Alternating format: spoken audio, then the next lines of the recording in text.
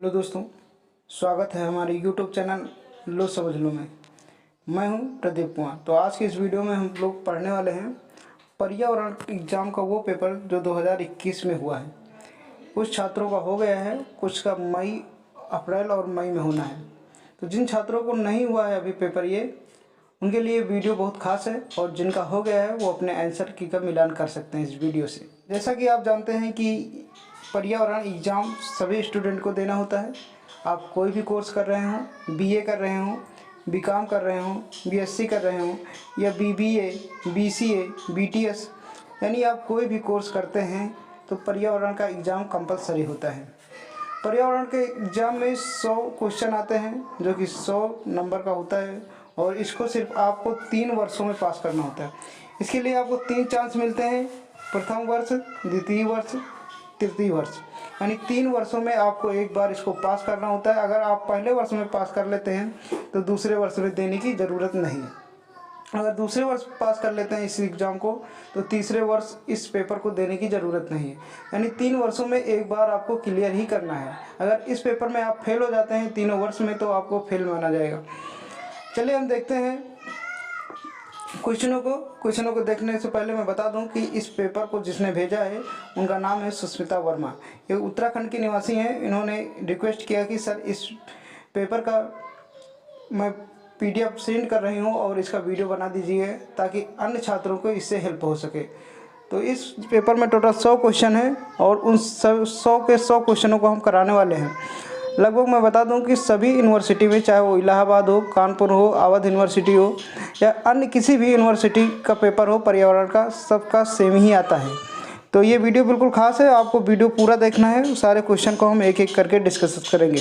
तो चलिए हम क्वेश्चन को स्टार्ट करते हैं। पहले मैं पेपर के विषय में कुछ जानकारी दे देता हूँ। ये पेपर 2 घंटे का होता है, जिसमें टोटल 100 नंबर का होता है और 100 क्वेश्चन भी होते हैं, जैसा कि हमने बताया। देखिए यहाँ लिखा हुआ है एग्ज़ाम 2020 और 21 में हुआ था। इनका मार्च 2021 में एग्ज़ाम हुआ था, और ये आपको अभी बताया हमने कि first year, second year, third year, यानी तीनों वर्ष में आपको एक बार देना होता है। अब ऐसा पेपर आपको मिलेगा जहाँ नीचे रोल नंबर देना होगा, आपको लिखना होगा जो भी रोल नंबर है आपका, उसके नीचे अंकों में लिखना होगा और शब्दों में, इसमें दोनों में लिखना होगा, और परीक्षा यानी सेंटर का, परीक्षा केंद्र का नाम लिखना होगा। और नीचे कुछ सावधानियां दी होती हैं और उसके विषय में बताया जाता है महत्वपूर्ण निर्देश कि जब तक कहा न जाए तो पुस्तिका न खोलें, यानी बिना कक्ष निरीक्षक के आदेश पर आपको इस पेपर को खोलना नहीं है, और इन सारी जानकारी को आपको पढ़ लेना है। इस प्रश्न पत्र में 100 बहुविकल्पी प्रश्न हैं। सभी प्रश्न अनिवार्य हैं और प्रत्येक प्रश्न 1 अंक का है। गलत उत्तर अंक के लिए कोई अंक नहीं काटे जाते। तो इसमें निगेटिव मार्किंग की प्रक्रिया नहीं होती है। अगर आप कोई भी क्वेश्चन गलत कर देते हैं तो सिर्फ वही अंक कटते हैं जो क्वेश्चन आप गलत करते हैं। 1 नंबर, अगर एक क्वेश्चन आपने गलत किया तो 1 नंबर कट जाएंगे। एक्स्ट्रा नंबर कोई नहीं कटेगा। जो क्वेश्चन सिर्फ गलत हैं उसी का नंबर कटेगा। इसलिए आपको पेपर पूरा करके आना है। ऑब्जेक्टिव होता है पूरे टिक करके आना है। जो सही होगा, हो सकता है कि उस गेस पर सही हो जाए, तो आपको कोई भी क्वेश्चन छोड़ना नहीं है। टोटल 100 के 100 क्वेश्चन करके आना है एग्जाम में। और ऑप्शन देने के लिए जैसा कि इसमें दिया गया है, OMR प्रपत्र पर सही उत्तर को चिन्हित करने के लिए प्रपत्र पर अंकित निर्देशों का पालन कीजिए। OMR एक सीट मिलती है आपको, जिसमें आपको सही उत्तर का टिक करना होता है। उसमें 4 ऑप्शन दिए होते हैं, A, B, C, D, उसमें गोला लगाना होता है आपको। तो OMR का फुल फॉर्म होता है ऑप्टिकल मार्क रीडर, यानी जो भी क्वेश्चन आपका सही है उसको सही टिक करना है वहाँ पे। अगर आपको नहीं आता है तो आप गेस के आधार पर टिक कर सकते हैं, क्योंकि इसमें सबसे अच्छी बात यह है कि नेगेटिव मार्किंग नहीं होती है। तो आई होप कि आप लोग समझ गए होंगे इस पेपर के विषय में। चलिए हम क्वेश्चन को स्टार्ट करते हैं। 2021 में कौन से क्वेश्चन पूछे गए थे, और अभी आपका एग्ज़ाम नहीं हुआ तो हो सकते हैं इनमें से 2-4 अंक, 5 अंक या 6 अंक का क्वेश्चन आ जाए। तो वीडियो को ज़रूर देखें। लगभग हर वर्ष पिछले वर्ष का क्वेश्चन रिपीट होता है और लगभग सभी क्वेश्चन सेम ही आते हैं।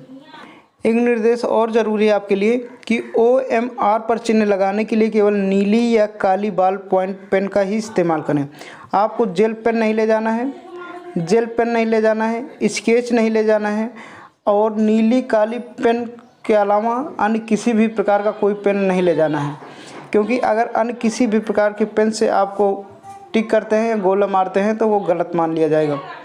इन निर्देशों को आप ध्यानपूर्वक पढ़ लेंगे तब क्वेश्चन को स्टार्ट करेंगे। देखिए पहला क्वेश्चन आपके सामने है, इकोसिस्टम शब्द को प्रतिपादित किया था। 4 ऑप्शन आपके सामने है, ए बी सी डी, यानी रॉबर्ट ब्राउन ने, स्टर्ट हेक्ले ने, ए.जी. टेंसले ने और हक्सेले ने। राइट आंसर क्या हो जाएगा आपको बताना है। इसमें right answer AG. Tansley, AG. Tansley आपका करेक्ट आंसर हो जाएगा। ए.जी. टेंसले का पूरा नाम क्या है? इनका पूरा नाम है आर्थर जॉर्ज टेंसले। क्या? आर्थर जॉर्ज टेंसले इनका पूरा नाम है। इन्होंने इकोसिस्टम शब्द को प्रतिपादित किया था। अब इकोसिस्टम होता क्या है? देखिए इकोसिस्टम को हम एक प्रकार से कह सकते हैं वास स्थान। वास स्थान जैसे वन, घास, स्थल, मरुस्थल, इन सभी चीज़ों को इकोसिस्टम कहा जाता है। इसका हिंदी में अर्थ होता है पारिस्थितिकी तंत्र। तो आप समझ गए होंगे, बिल्कुल इजी क्वेश्चन था और का अप्रैल और मई में एग्ज़ाम होना है। तो इस वीडियो को पूरा ध्यानपूर्वक देखें और हो सके तो ये सारे क्वेश्चन आप नोट करते चलें, क्योंकि ये सभी महत्वपूर्ण क्वेश्चन हैं और यही क्वेश्चन हर वर्ष रिपीट होते हैं, हर एग्ज़ाम में रिपीट होते हैं। दूसरा क्वेश्चन हम देखते हैं। दूसरा क्वेश्चन है आपके सामने, निम्न में से कौन सा अपघटक है? 4 ऑप्शन आपके सामने हैं, पक्षी, हरे पौधे, जीवाणु, सरीसृप। 4 ऑप्शन आपके सामने हैं। अगर आपको आ रहा है तो कमेंट बॉक्स में आंसर दीजिए। तो राइट आंसर हो जाएगा सी। अपघटक क्या है? सी। अपघटक क्या होते हैं? एक तरह के आप कह सकते हैं कि ये लघु जीव होते हैं, बहुत सूक्ष्म जीव यानी छोटे जीव होते हैं, जैसे कवक, जीवाणु, ये सब अपघटक के अंदर आते हैं। कवक हो गया, कवक, जीवाणु, ये सब के किसके अंतर्गत आते हैं? अपघटक के अंतर्गत आते हैं। क्वेश्चन नंबर 3 देखते हैं। अगर आपको इस वीडियो को पीडीएफ चाहिए तो मैं डिस्क्रिप्शन में इसका पीडीएफ दे दूंगा, आप आसानी से डाउनलोड कर पाएंगे, या आप हमारे टेलीग्राम चैनल को ज्वाइन कर लेंगे, वहाँ पर मैं भी वीडियो शेयर कर देता हूँ। चौथा क्वेश्चन है आपके सामने, कैंसर पैदा करने वाले तत्व कहलाते हैं। ये क्वेश्चन इंग्लिश और हिंदी दोनों में होते हैं। अगर आप इंग्लिश से हैं, बीएससी कर रहे हैं, तो आप इंग्लिश में दे सकते हैं। अगर आपको हिंदी आती है तो आप हिंदी में दे सकते हैं। इसमें कोई प्रॉब्लम नहीं है, किसी प्रकार की समस्या नहीं है। तो बताना है कैंसर पैदा करने वाले तत्व कहलाते हैं। क्या हो जाएगा इसका राइट आंसर? तो ए आपका बिल्कुल करेक्ट आंसर हो जाएगा, कार्सिनोजर्स। ए आपका बिल्कुल राइट आंसर हो जाएगा, कार्सिनोजर्स।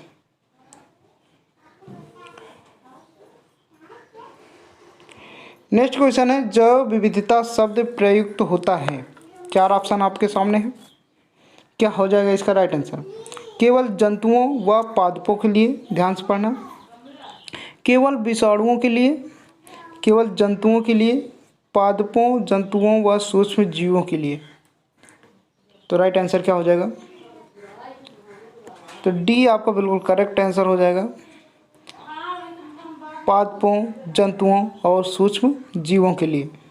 जैव विविधता शब्द जो प्रयोग किया जाता है वो पादपों, जंतुओं व सूक्ष्म जीवों के लिए।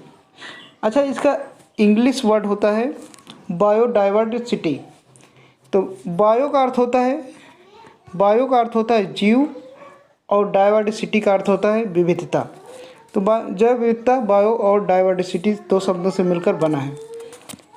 अगला क्वेश्चन देखते हैं। भारत वन्य जीव संस्थान स्थित है देहरादून में, नैनीताल में, श्रीनगर में, अल्मोड़ा में। कहाँ पर भारत वन्य जीव स्थित है? तो राइट आंसर क्या हो जाएगा? देहरादून। देहरादून बिल्कुल करेक्ट आंसर हो जाएगा। राजधानी क्या है? उत्तराखंड।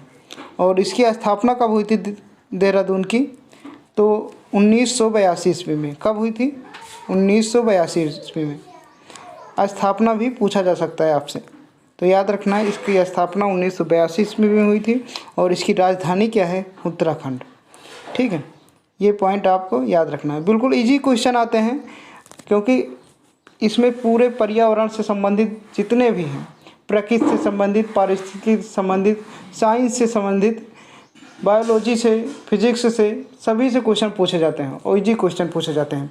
तो आपको वीडियो को ध्यान से देखना है और हमारे चैनल के प्लेलिस्ट में जाकर देख सकते हैं। हमने इसका बहुत सारे वीडियो अपलोड किए हैं, लगभग 30 वीडियो अपलोड किए हैं जो प्रत्येक वर्ष क्वेश्चन पूछे गए हैं। तो बहुत सारे छात्रों को इससे काफ़ी हेल्प मिल रही है और इससे तैयारी करके गए हैं। तो कमेंट बॉक्स में पेपर देकर जब आए तो कमेंट बॉक्स में बताए सर इससे बहुत सारे क्वेश्चन आए थे। तो अगर आपका एग्ज़ाम नहीं हुआ तो उन सारे वीडियो को देख कर जाना, एग्ज़ाम में 100% आप पास हो जाएंगे। 6 नंबर क्वेश्चन हमारा, निम्न में से कौन जल व खाद्य जनित रोग है? बताना है कि कौन सा रोग जल व खाद्य जनित रोग है। हैजा, दस्त, टाइफाइड, उपरोक्त सभी। क्या हो जाएगा राइट आंसर? डी करेक्ट आपका आंसर हो जाएगा, उपरोक्त सभी। जल व खाद्य जनित रोग है टाइफाइड, दस्त, हैजा, ये तीनों बिल्कुल करेक्ट आंसर हो जाएगा। डी आपका राइट आंसर हो जाएगा, ये जल व खाद्य जनित रोग है। 7 नंबर क्वेश्चन हम देखते हैं। 7 नंबर क्वेश्चन हमारा, निम्नांकित में से कौन सा वर्ष जैव विविधता वर्ष घोषित किया गया था? इंपॉर्टेंट क्वेश्चन रहेगा एग्जाम के लिए। ये लगभग हर बार जब भी पर्यावरण का एग्जाम होता है, प्रत्येक वर्ष, कोई भी यूनिवर्सिटी हो, ये क्वेश्चन जरूर पूछा जाएगा कि कौन सा वर्ष जैव विविधता वर्ष घोषित किया गया था। तो राइट आंसर क्या हो जाएगा? तो सी आपका बिल्कुल करेक्ट आंसर हो जाएगा, 2010। राइट आंसर क्या हो जाएगा? 2010। सी आपको बिल्कुल करेक्ट आंसर हो जाएगा। 8 नंबर क्वेश्चन हमारा, गिर राष्ट्रीय उद्यान इस राज्य में स्थित है? 4 ऑप्शन आपके सामने है, तमिलनाडु, राजस्थान, गुजरात, हिमाचल प्रदेश। क्या हो जाएगा राइट आंसर? देखिए ये इसको याद करना बिल्कुल आसान तरीका हम बता दे रहे हैं। गिर से क्या याद कर लेंगे आप? गिर गुजरात। देखिए गा वर्ड पहले इसमें भी आता है और गा वर्ड इसमें भी आता है, तो इससे आप याद रख सकते हैं कि गिर राष्ट्रीय उद्यान कहाँ पे है? गुजरात में। कहाँ पे है? गुजरात में। याद रखना, और ये इम्पॉर्टेंट क्वेश्चन भी है। इसमें जो भी क्वेश्चन पूछे गए हमने देखा 100 क्वेश्चन में से ये सारे क्वेश्चन हमने अपने वीडियो में कराए थे। पर्यावरण के एग्ज़ाम के विषय में जो हमने वीडियो बनाए थे, लगभग 30 वीडियो, उसमें ये 100 के 100 क्वेश्चन हमने करा दिए थे। ये अगर आपने पूरे वीडियो देख लिए होते तो सभी क्वेश्चन को आप सही कर दिए होते। तो अगर आपका पेपर नहीं हुआ तो उन सारे वीडियो को ज़रूर देख कर जाना। क्वेश्चन नंबर 9 है हमारा, कौन सा ऊर्जा का अविनीकृत संसाधन है? Option A petrol, option B जीवाश्म ईंधन और सी ऑप्शन है कोयला, ऑप्शन नंबर डी है उपरोक्त सभी। क्या हो जाएगा इसका राइट आंसर? तो डी आपका बिल्कुल करेक्ट आंसर हो जाएगा, उपरोक्त सभी। देखिए ऊर्जा का अविनीकृत संसाधन जो है वो पेट्रोलियम भी है, जीवाश्म भी है और कोयला भी है, यानी ये तीनों प्रकार के जो ऊर्जा का स्रोत हैं ये सभी अविनीकृत संसाधन में पाए जाते हैं। तो राइट आंसर डी आपका बिल्कुल करेक्ट आंसर हो जाएगा। क्वेश्चन नंबर 10 देखते हैं हम। इसमें देखिए पूरा नाम पूछा गया है। IUCN का बृहद रूप है। बृहद रूप मतलब पूरा नाम या फुल फॉर्म होता है इसका नाम। तो आपको बताना है इसका फुल फॉर्म क्या हुआ। पहला ऑप्शन आपके सामने Indian union for conservation of nature, option number B दिया है international union for conservation of nature, option number C दिया है inter governmental union for counting of natural resources और ऑप्शन नंबर डी दिया है आपके सामने international unit for conservation of nature. क्या हो जाएगा इसका करेक्ट आंसर? तो बी आपका बिल्कुल करेक्ट आंसर हो जाएगा, बी आपका बिल्कुल राइट आंसर हो जाएगा। International union for conservation of nature, तो राइट आंसर क्या हो जाएगा? बी आपका बिल्कुल करेक्ट आंसर हो जाएगा। अगर हम इसकी हिंदी में बात करें तो इसका हिंदी शब्द होता है अंतर्राष्ट्रीय प्रकृति संरक्षण, इसका हिंदी वर्ड होता है। क्वेश्चन नंबर 11 देखते हैं हम। उत्तराखंड वाले छात्र जिनका पर्यावरण का एग्ज़ाम हो गया है वो ज़रूर अपना आंसर की मिला लें कि हमारा कितना नंबर आया है, और कमेंट बॉक्स में ज़रूर बताना कि सर हमारे इतने नंबर हमने सही करके आए थे और इतना टोटल हमारे गलत हुए। जितने भी सही किए हैं उसको भी बताना, और गलत तो हम जान ही लेंगे अगर सही नंबर बता ही दिए तो। अगर आप इस पेपर में पास नहीं होते तो आप इस चैनल से बेहतर तैयारी करिए, अगले साल पेपर दीजिए, आप ज़रूर पास हो जाएंगे। 11 नंबर क्वेश्चन हमारा, निम्नलिखित में से कौन प्राथमिक उपभोक्ता है? बकरी, हरे पौधे, शेर, जीवाणु। जैसा कि आप लोग जानते हैं कि उपभोक्ता 3 प्रकार के होते हैं, प्राथमिक, द्वितीयक एवं तृतीयक। उपभोक्ता कितने प्रकार के होते हैं? प्राथमिक, द्वितीयक एवं तृतीयक। जो प्राथमिक उपभोक्ता होते हैं वे शाकाहारी होते हैं, और द्वितीयक जो होते हैं वो मांसाहारी होते हैं, और तृतीय की बात करें तो वो भी मांसाहारी के ही अंतर्गत आते हैं। तो प्राथमिक उपभोक्ता की बात करें तो उसके अंतर्गत जैसे गाय, भैंस, बकरी, हिरन, खरगोश, हाथी आदि जैसे, यानी जो मांस का भक्षण नहीं करते हैं वो प्राथमिक उपभोक्ता कहलाते हैं। तो राइट आंसर आपका क्या हो जाएगा? तो बकरी आपका बिल्कुल करेक्ट आंसर हो जाएगा। क्या हो जाएगा? बकरी आपका बिल्कुल करेक्ट आंसर हो जाएगा, क्योंकि ये हरे पौधे का भक्षण करती है, यानी प्राथमिक उपभोक्ता कहलाएगी। चलिए क्वेश्चन नंबर देखते हैं 12 नंबर क्वेश्चन है, इडेफिक कारक संबंधित हैं। इडेफिक कारक संबंधित हैं, तो बताना है आपको। 4 ऑप्शन आपके सामने हैं, मृदा से, जल से, आर्द्रता से, उपरोक्त में से कोई नहीं।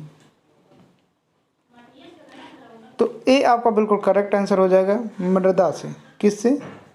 मृदा से। इडेफिक कारक किससे संबंधित है? मृदा से। ये आपका बिल्कुल राइट आंसर हो जाएगा। 13 नंबर क्वेश्चन देखते हैं हम। निम्न में से कौन इन सीटू संरक्षण विधि का उदाहरण है? कौन इन सीटू संरक्षण विधि का उदाहरण है? आपको बताना है। करेक्ट आंसर बताइए क्या हो जाएगा? बायोस्फीयर रिजर्व, वन्य जीव अभयारण्य, राष्ट्रीय उद्यान और उपरोक्त सभी। तो राइट आंसर हो जाएगा डी आपका बिल्कुल करेक्ट आंसर हो जाएगा, उपरोक्त सभी। डी आपका बिल्कुल करेक्ट आंसर हो जाएगा। अब देखिए, इन सीटू संरक्षण का मतलब क्या होता है, ध्यानपूर्वक समझना। आरक्षित या सुरक्षित क्षेत्रों का जो गठन करना है, इस प्रक्रिया को हम इन सीटू कहते हैं। क्या कहते हैं? इन सीटू, यानी आरक्षित या सुरक्षित स्थानों का गठन करना ही इन सीटू कहलाता है। जैसे शेर, बाघ, अन्य प्रकार के जीव जंतुओं को हम सुरक्षित स्थान पर रखते हैं।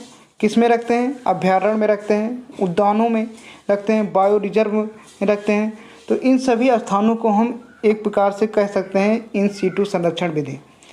तो राइट आंसर आपका डी बिल्कुल करेक्ट आंसर हो जाएगा। इसका सीधा सा सिंपल सा परिभाषा अगर कहें तो इसका मतलब होता है आरक्षित या सुरक्षित स्थानों का गठन करना। चलिए देखते हैं नेक्स्ट क्वेश्चन। क्वेश्चन नंबर 14 हमारा, प्रत्येक वर्ष 5 जून को कौन सा दिवस मनाया जाता है?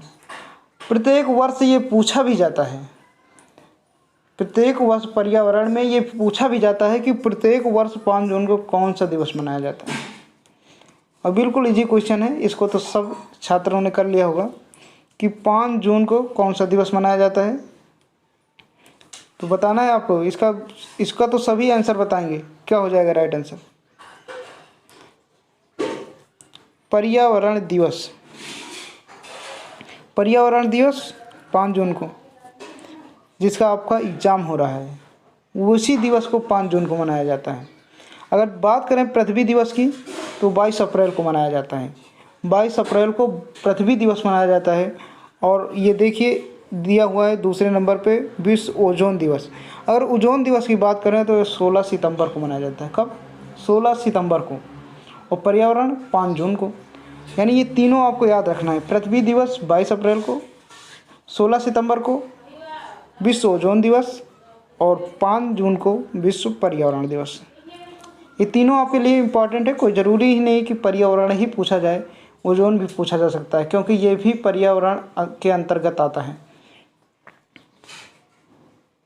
क्वेश्चन नंबर देखते हैं 15। लाइकेन है, तो बताना है आपको क्या है लाइकेन। शैवाल व कवक का आपसी संबंध। बी ऑप्शन आपके सामने है। शैवाल व बायोफाइटस का आपसी संबंध। सी ऑप्शन कवक व प्रोटोजोआ का आपसी संबंध। ऑप्शन नंबर डी जीवाणुओं व कवक का आपसी संबंध।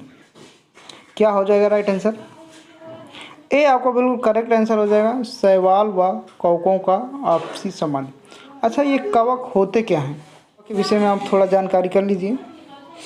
इसको इंग्लिश में बोला जाता है फंगस या फफूंद, हिंदी में भी बोला जाता है फफूंद कह सकते हैं या कवक भी कह सकते हैं इसको। ये क्या होते हैं? निर्जीव वस्तुओं में उगते हैं। जैसे कोई पेड़ सूखा हो गया या तालाब के किनारे कुछ पड़ी लकड़ियाँ, अन्य निर्जीव वस्तुएं जिसमें जीव नहीं होता है, यानी सजीव में वस्तुओं को ये नहीं, इसमें सजीव वस्तुओं में ये नहीं पाया जाता और निर्जीव वस्तुओं में ये एक प्रकार का घास का रूप ले लेता है। आपने देखा होगा कि बरसात के दिनों में सूखे पेड़ों में बड़े बड़े छत्तेदार निकले होते हैं, उसी को हम एक कवक के नाम से जानते हैं। ठीक है, तो आपका ए बिल्कुल करेक्ट आंसर हो जाएगा। इसको लाइकेन भी कहते हैं। ओके, 16 नंबर क्वेश्चन हमारा, इकोलॉजी शब्द प्रतिपादित किया था किसने? इकोलॉजी शब्द प्रतिपादित किया था किसने प्रतिपादित किया था? बताना है आपको। 4 ऑप्शन आपके सामने हैं। ए जी टेंसले ने, ए जी टेंसले का अभी हमने फुल फॉर्म बताया आपका, आर्थर जॉर्ज टेंसले इनका पूरा नाम है। बी जूलियन हक्सले ने, और सी एंसर्ट हक्सले ने, और डी रॉबर्ट ब्राउन ने। तो इनका राइट आंसर क्या हो जाएगा? सी आपका बिल्कुल करेक्ट आंसर हो जाएगा। सी आपका बिल्कुल राइट आंसर हो जाएगा। एंसर्ट हक्सले ने राइट आंसर हो जाएगा, एंसर्ट हक्सले ने। दोस्तों मैं बता दूं कि मैंने एक कंपटीशन के लिए चैनल को क्रिएट किया है जिसका नाम है LSL कॉम्पिटिटिव एग्ज़ाम। मैं डिस्क्रिप्शन में उसका नाम दे दूंगा, आप यूट्यूब पर सर्च कर सकते हैं। क्योंकि आप जब स्नातक के बाद आपका अच्छा मार्क है, लगभग 60 से 65 या 70 तक मार्क है, तो आप बीएड या बीटीसी कर सकते हैं। या अगर इससे कम मार्क हैं, 50% से कम मार्क हैं, तो आपके पास कोई ऑप्शन नहीं बचता है और आपके पास सिर्फ एक ही ऑप्शन बचता है कि हम कंपटीशन की तैयारी करें। कंपटीशन के अंतर्गत क्या क्या आता है, जैसे एसएससी, रेलवे, बैंक और विभिन्न प्रकार के, जैसे लेखपाल हो गया, अन्य सरकारी जॉब नौकरियां, ये कंपटीशन के अंतर्गत आती हैं। उसकी तैयारी हम चैनल के माध्यम से LSL कॉम्पिटिटिव एग्ज़ाम्स के चैनल के माध्यम से करा रहे हैं। मैं उसका नाम नीचे दे दूंगा डिस्क्रिप्शन में, आप यूट्यूब पर सर्च कर सकते हैं। अभी हमने चैनल को स्टार्ट ही किया है, लगभग 3 से 4 वीडियो अपलोड किए हैं। बिल्कुल बेसिक जानकारी के साथ हम बता रहे हैं। अगर आप उस चैनल को सब्सक्राइब कर लेते हैं तो अभी से आप धीरे धीरे तैयार करेंगे तो स्नातक के बाद आपकी तैयारी बेहतर हो जाएगी और आप 1 साल के अंदर अगर बेहतर तैयारी करके आप एग्ज़ाम को निकाल सकते हैं और सरकारी जॉब में आप सिलेक्शन पा सकते हैं। तो उस चैनल को आप सब्सक्राइब कर लेना, आपसे रिक्वेस्ट है कि उस चैनल को सब्सक्राइब कर लेना। और उस वीडियो को जो मैं सारे सब्जेक्ट बना, कंपटीशन में जितने भी सब्जेक्ट पूछे जाते हैं उन सभी सब्जेक्टों को मैं धीरे धीरे बिल्कुल बेसिक तरीके से पढ़ाने का कोशिश कर रहा हूँ। तो आप लोगों से रिक्वेस्ट है कि उस चैनल को भी सब्सक्राइब करें। तो चलिए देखते हैं हम नेक्स्ट क्वेश्चन नंबर है 17। 17 नंबर क्वेश्चन है, भारत में कितने जैव विविधता हॉटस्पॉट हैं? भारत में कितने जैव विविधता हॉटस्पॉट हैं? इंपॉर्टेंट क्वेश्चन रहेगा और बताना है क्या हो जाएगा राइट आंसर। 4 ऑप्शन आपके सामने हैं, 4, 2, 5, 3। तो इसका राइट आंसर हो जाएगा ए, आपका बिल्कुल करेक्ट आंसर हो जाएगा 4। भारत में कितने हॉट स्पॉट हैं? 4 प्रकार के हॉट स्पॉट हैं। कौन कौन से?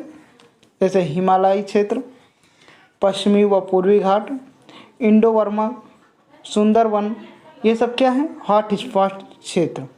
मतलब यहाँ बिना परमिशन के आप लोग नहीं जा सकते। ठीक है, आगे देखते हैं क्वेश्चन नंबर 18। निम्न में से कौन सा जीवाणु जनित रोग है? कौन सा जीवाणु जनित रोग है? अभी इसके पहले वाले क्वेश्चन में पूछा गया था जल और खाद्य जनित रोग, और अब पूछा जा रहा है कौन सा जीवाणु जनित रोग है। रोग से संबंधित पर्यावरण एग्जाम में प्रत्येक वर्ष 1 या 2 क्वेश्चन जरूर पूछा जाता है, तो उन क्वेश्चनों को आप जरूर ध्यान दे देना। तो राइट आंसर क्या हो जाएगा? Malaria, Covid, typhoid, AIDS. यानी 4 ऑप्शन आपके सामने दिए हुए हैं और इसका करेक्ट आंसर आपको बताना है क्या हो जाएगा। देखिए सी आपका बिल्कुल करेक्ट आंसर हो जाएगा, टाइफाइड। टाइफाइड जीवाणु जनित रोग है, याद रखना, सी बिल्कुल करेक्ट आंसर हो जाएगा।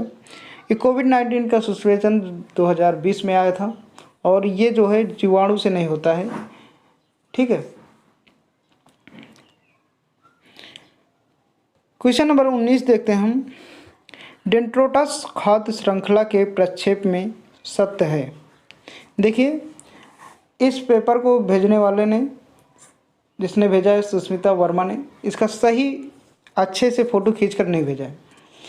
मतलब थोड़ा आपको क्लियर दिखाई नहीं पड़ रहा है। अगर आप लोग हमारे डिस्क्रिप्शन में दिए गए नीचे नंबर पर भेजते हैं पेपर व्हाट्सएप पर, तो थोड़ा फ़ोटो क्लियर खींचकर भेजना, ताकि हम उसको पढ़ने में भी आसानी हो और जब हम वीडियो बनाएं तो जो छात्र इससे तैयारी कर रहे हैं उनको भी पढ़ने में आसानी हो। तो फ़ोटो जो है बिल्कुल क्लियर खींच के भेजना, और मैं डिस्क्रिप्शन में व्हाट्सअप नंबर दे देता हूँ, उस व्हाट्सअप नंबर पे आप ज्वाइन हो जाना और वहाँ खींचकर सेंड कर देना। तो बताना है आपको 19 नंबर क्वेश्चन है, डेट्रोटस खाद्य श्रृंखला के प्रक्षेप में क्या सत्य है? 4 ऑप्शन आपके सामने।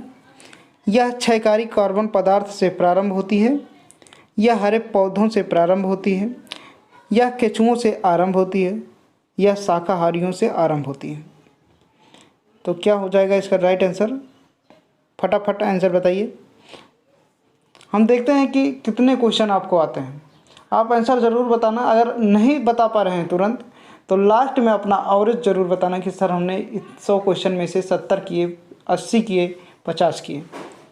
ओके, तो इसका जो राइट आंसर हो जाएगा ए, आपका बिल्कुल करेक्ट आंसर हो जाएगा। यह क्षयकारी कार्बनिक पदार्थ से आरंभ होती है। खाद्य श्रृंखला जो होती है ये क्षयकारी कार्बनिक पदार्थ से आरंभ होती है। क्वेश्चन नंबर 20 देखते हैं हम। वन्य जीव सप्ताह इस माह में मनाया जाता है। 100% पर्यावरण एग्जाम में पूछा जाता है प्रत्येक वर्ष।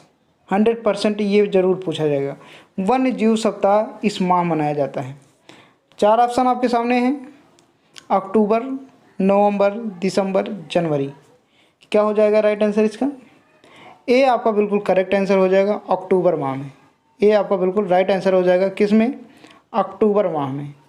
अक्टूबर माह में वन्य जीव सप्ताह मनाया जाता है। क्या मनाया जाता है? वन्य जीव सप्ताह मनाया जाता है अक्टूबर माह में। क्वेश्चन नंबर 21 से हेल्सिंकी प्रोटोकॉल संबंधित है, तो बताना है किससे। 4 ऑप्शन आपके सामने हैं। SO2 सल्फर डाइऑक्साइड में कमी से, उद्योगों में कमी से, या CFCS यानी क्लोरोफ्लोरोकार्बन, इसका फुल फॉर्म होता है क्लोरोफ्लोरोकार्बन में कमी से, और CO2 यानी कार्बन डाइऑक्साइड में कमी से। 4 ऑप्शन है, बताना है आपको क्या हो जाएगा इसका राइट आंसर। तो राइट आंसर जो हो जाएगा इसका सी आपका बिल्कुल करेक्ट आंसर हो जाएगा। CFC क्लोरोफ्लोरोकार्बन, CFC, सी आपका बिल्कुल करेक्ट आंसर हो जाएगा, क्लोरोफ्लोरोकार्बन। ठीक है, क्लोरोफ्लोरोकार्बन में कमी से प्रोटोकॉल संबंधित है, याद रखना। सी आपका बिल्कुल राइट आंसर हो जाएगा। क्वेश्चन नंबर 22 है हमारा, ओजोन अम्लीय वर्षा वैश्विक उष्णता परिणाम है। 4 ऑप्शन आपके सामने हैं। मृदा प्रदूषण के, वायु प्रदूषण के, ध्वनि प्रदूषण के और जल प्रदूषण के। तो क्या हो जाएगा इसका करेक्ट आंसर? देखिए बी इसका बिल्कुल करेक्ट आंसर हो जाएगा, वायु प्रदूषण के। और इन्होंने सही भी लगाया है। वायु प्रदूषण के कारण ही ओजोन परत संरक्षण, अम्लीय वर्षा या इस प्रकार की वैश्विक उष्णता का परिणाम है। क्योंकि अम्लीय वर्षा से जो होता है इसमें पृथ्वी पर बहुत सारी असर पड़ते हैं। जैसे आपने देखा होगा ताजमहल का रंग फीका होता जा रहा है, किसके कारण? अम्लीय वर्षा के कारण ही इसका रंग फीका होता जा रहा है। और जो ओजोन में परत में छेद हो गया है, पता होगा आपको जब पढ़ेंगे तो ओजोन परत में छेद हो गया, ये CFC क्लोरोफ्लोरोकार्बन की ज़्यादा उपयोगिता के कारण। इसलिए इसको अब क्या कर दिया गया, इसकी उपयोगिता बहुत कम कर दी गई। पहले आपने देखा होगा कि फ्रिज में भी क्लोरोफ्लोरोकार्बन प्रयोग होता था, अब उसको हटा करके फ्रियान गैस का प्रयोग किया जाता है। तो क्लोरोफ्लोरोकार्बन की जो उपयोग होता था उसको बहुत कम कर दिया गया है, क्योंकि इसी की अधिकता के कारण ओजोन परत में काफ़ी प्रकार की दिक्कतें आ रही थी। और अम्लीय वर्षा के कारण जो होता है ये सब वायु प्रदूषण के कारण होता है। वायु प्रदूषण क्या होता है इसको तो बताने की ज़रूरत नहीं है। जैसे कि आप जानते हैं कि विभिन्न प्रकार के मोटरसाइकिलें जो हवा को गंदा करती हैं, कचरा कूड़ा जो बाहर खुले में फेंका जाता है, तो इससे वायु प्रदूषण बढ़ता है। विभिन्न प्रकार की फैक्ट्रियां जो लगाई जाती हैं उनसे जो काला धुआं निकलता है, और विभिन्न प्रकार के कचरे से जो ऊष्मा उत्सर्जित की जाती है उससे भी धुआं पर्यावरण को प्रदूषित करता है। तो ये सब क्या है, वायु प्रदूषण के ही कारण है, जो ओजोन परत और अम्लीय वर्षा के परिणाम है। चलते हैं देखते हैं क्वेश्चन नंबर। देखिए क्वेश्चन नंबर 23 है कि वायुमंडल में सबसे निचले स्तर को क्या कहते हैं? वायुमंडल में सबसे निचले स्तर को क्या कहते हैं? तो क्या हो जाएगा राइट आंसर? डी आपका बिल्कुल करेक्ट आंसर हो जाएगा। डी आपका बिल्कुल करेक्ट आंसर हो जाएगा। देखो सबसे पहले नीचे से हम चलते हैं, क्षोभ मंडल होता है। सबसे नीचे क्षोभ मंडल होता है। एक प्रकार से कह सकते हैं कि जिस पृथ्वी पर हम रहते हैं उसी को क्षोभ मंडल कहते हैं, ठीक है। अब जब ऊपर जाएंगे तो उसके बाद समताप मंडल आएगा। क्षोभ मंडल के ऊपर कौन सा मंडल आता है? समताप मंडल आता है, जिस पर हवाई जहाज़ को उड़ाया जाता है। वायुयान को उड़ाने के लिए जो मंडल उपयुक्त होता है उसे समताप मंडल कहते हैं, ठीक है। ये भी क्वेश्चन पूछा जा सकता है आपके एग्जाम में। अब जब इसके ऊपर जाएंगे तो मध्य मंडल आएगा, और उसके ऊपर जाएंगे तो आयन मंडल आएगा, और सबसे ऊपर जो मंडल होता है हमारा बहिर्मंडल होता है। इसकी ऊंचाई की सीमा नहीं है। तो राइट आंसर क्या हो जाएगा? सबसे निचला स्तर क्या होता है? क्षोभ मंडल, याद रखना। दूसरा नंबर किसका होता है? समताप मंडल। इस प्रकार से इसका क्रम आपको याद रखना है, ओके। तो डी आपका बिल्कुल करेक्ट आंसर हो जाएगा। 24 नंबर क्वेश्चन हम देखते हैं, निम्न में से कौन सा औषधि पादप है? औषधि पादप जिससे औषध प्राप्त होता है। राइट आंसर हो जाएगा सी आपका बिल्कुल करेक्ट आंसर है, एलोवेरा। एलोवेरा जो उपयोग में लाया जाता है वो स्किन की सुंदरता के लिए लाया जाता है। एलोवेरा एक औषधि है, और भी कई प्रकार के बीमारियों में काम आता है, लेकिन खासकर ये स्किन के लिए उपयोग में लाया जाता है। विभिन्न प्रकार के आपने देखा होगा फेस वॉश और विभिन्न प्रकार के क्रीम में भी एलोवेरा मिलाया जाता है, जो स्किन के लिए काफ़ी लाभदायक होता है।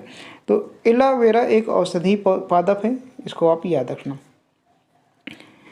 सी आपका बिल्कुल करेक्ट आंसर है। क्वेश्चन नंबर है 25 नंबर क्वेश्चन देखते हैं, बायो रेमेडिएशन का अभिप्राय है। 4 ऑप्शन आपके सामने। पादप से विषाक्त पदार्थों को हटाना, जैविक घटकों के उपयोग द्वारा विषाक्त पदार्थों को पर्यावरण से हटाना, जंतुओं से विषाक्त पदार्थों को हटाना, और ऊर्जा संसाधनों को बचाना। जब भी आप एग्ज़ाम सेंटर पर बैठेंगे तो आपको दिमाग बिल्कुल कंसंट्रेशन होकर बैठना है। 4 ऑप्शन दिए रहेंगे, आपको ये 4 ऑप्शन पढ़ने की ज़रूरत नहीं। अगर आप एक प्रकार से सरसरी निगाह से जल्दी से देख लेते हैं, अगर आपको लग रहा है कि यही आंसर सही है तो उसको टिक कर देना, नहीं तो फिर चारों ऑप्शन आपको पढ़ लेना है और नहीं आ रहा है, जिसमें जो क्वेश्चन नहीं आ रहा है तो उसको 4 ऑप्शन सावधानीपूर्वक पढ़ना है। बाकी जो ऑप्शन आ रहा है उसको चारों ऑप्शन पढ़ने की ज़रूरत नहीं है, ठीक है। अगर नहीं आ रहा तो 4 ऑप्शन बिल्कुल सावधानीपूर्वक पढ़ करके समझ करके क्या हो जाएगा राइट आंसर उसको टिक करना है। अगर तब भी नहीं आ रहा है तो आपको कोई भी टिक कर देना ही है, छोड़ना नहीं है कोई क्वेश्चन, ठीक। तो बताना 25 नंबर क्वेश्चन का आंसर क्या हो जाएगा। तो बी आपका बिल्कुल करेक्ट आंसर है। जैविक घटकों के उपयोग द्वारा विषाक्त पदार्थों को पर्यावरण से हटाना। ओके, बी आपका जो होगा बिल्कुल करेक्ट आंसर हो जाएगा। देखिए 26 नंबर क्वेश्चन है आपके सामने। यूटोफिकेशन संबंधित है। क्या? यूटोफिकेशन संबंधित है वायु प्रदूषण से, जल प्रदूषण से, ध्वनि प्रदूषण से, मृदा प्रदूषण से। बताइए। देखिए प्रदूषण सभी में होता है, ज़रूरी नहीं कि ये वायु में ही हो, ज़मीन में भी प्रदूषण होता है। कैसे? जो झिल्ली, पन्नी आदि प्रकार की झिल्लियाँ आती हैं जिसमें कई प्रकार के सामान बिकते हैं दुकानों में, फार्चून की दुकानों पे। तो वो जब मिट्टी में मिला दिए जाते हैं, फेंक दिए जाते हैं, तो वो जल्दी से नष्ट नहीं होते। एक प्रकार का वो मृदा प्रदूषण हो गया। वायु प्रदूषण जैसा हमने पहले वाले क्वेश्चन में भी बताया है। जल प्रदूषण जैसे जल में कचरों को फेंक देना या किसी फैक्ट्री का पानी जाकर उसमें गिरा देना, गंदा पानी, उससे जल दूषित हो जाता है, वो जल प्रदूषण हो जाता है। ध्वनि प्रदूषण, कहीं पर शोर बहुत मच रहा है, डीजे बज रहे हैं जिससे लोगों को दिक्कत हो रही है, वो एक प्रकार से वो भी प्रदूषण है, वो ध्वनि प्रदूषण के अंतर्गत आता है। तो 4 प्रकार के प्रदूषण होते हैं। और यूट्रोफिकेशन किससे संबंधित है ये आपको बताना है। तो क्या हो जाएगा राइट आंसर? बी आपका बिल्कुल करेक्ट आंसर हो जाएगा। जल प्रदूषण। किससे? जल प्रदूषण। बी आपका बिल्कुल राइट आंसर हो जाएगा।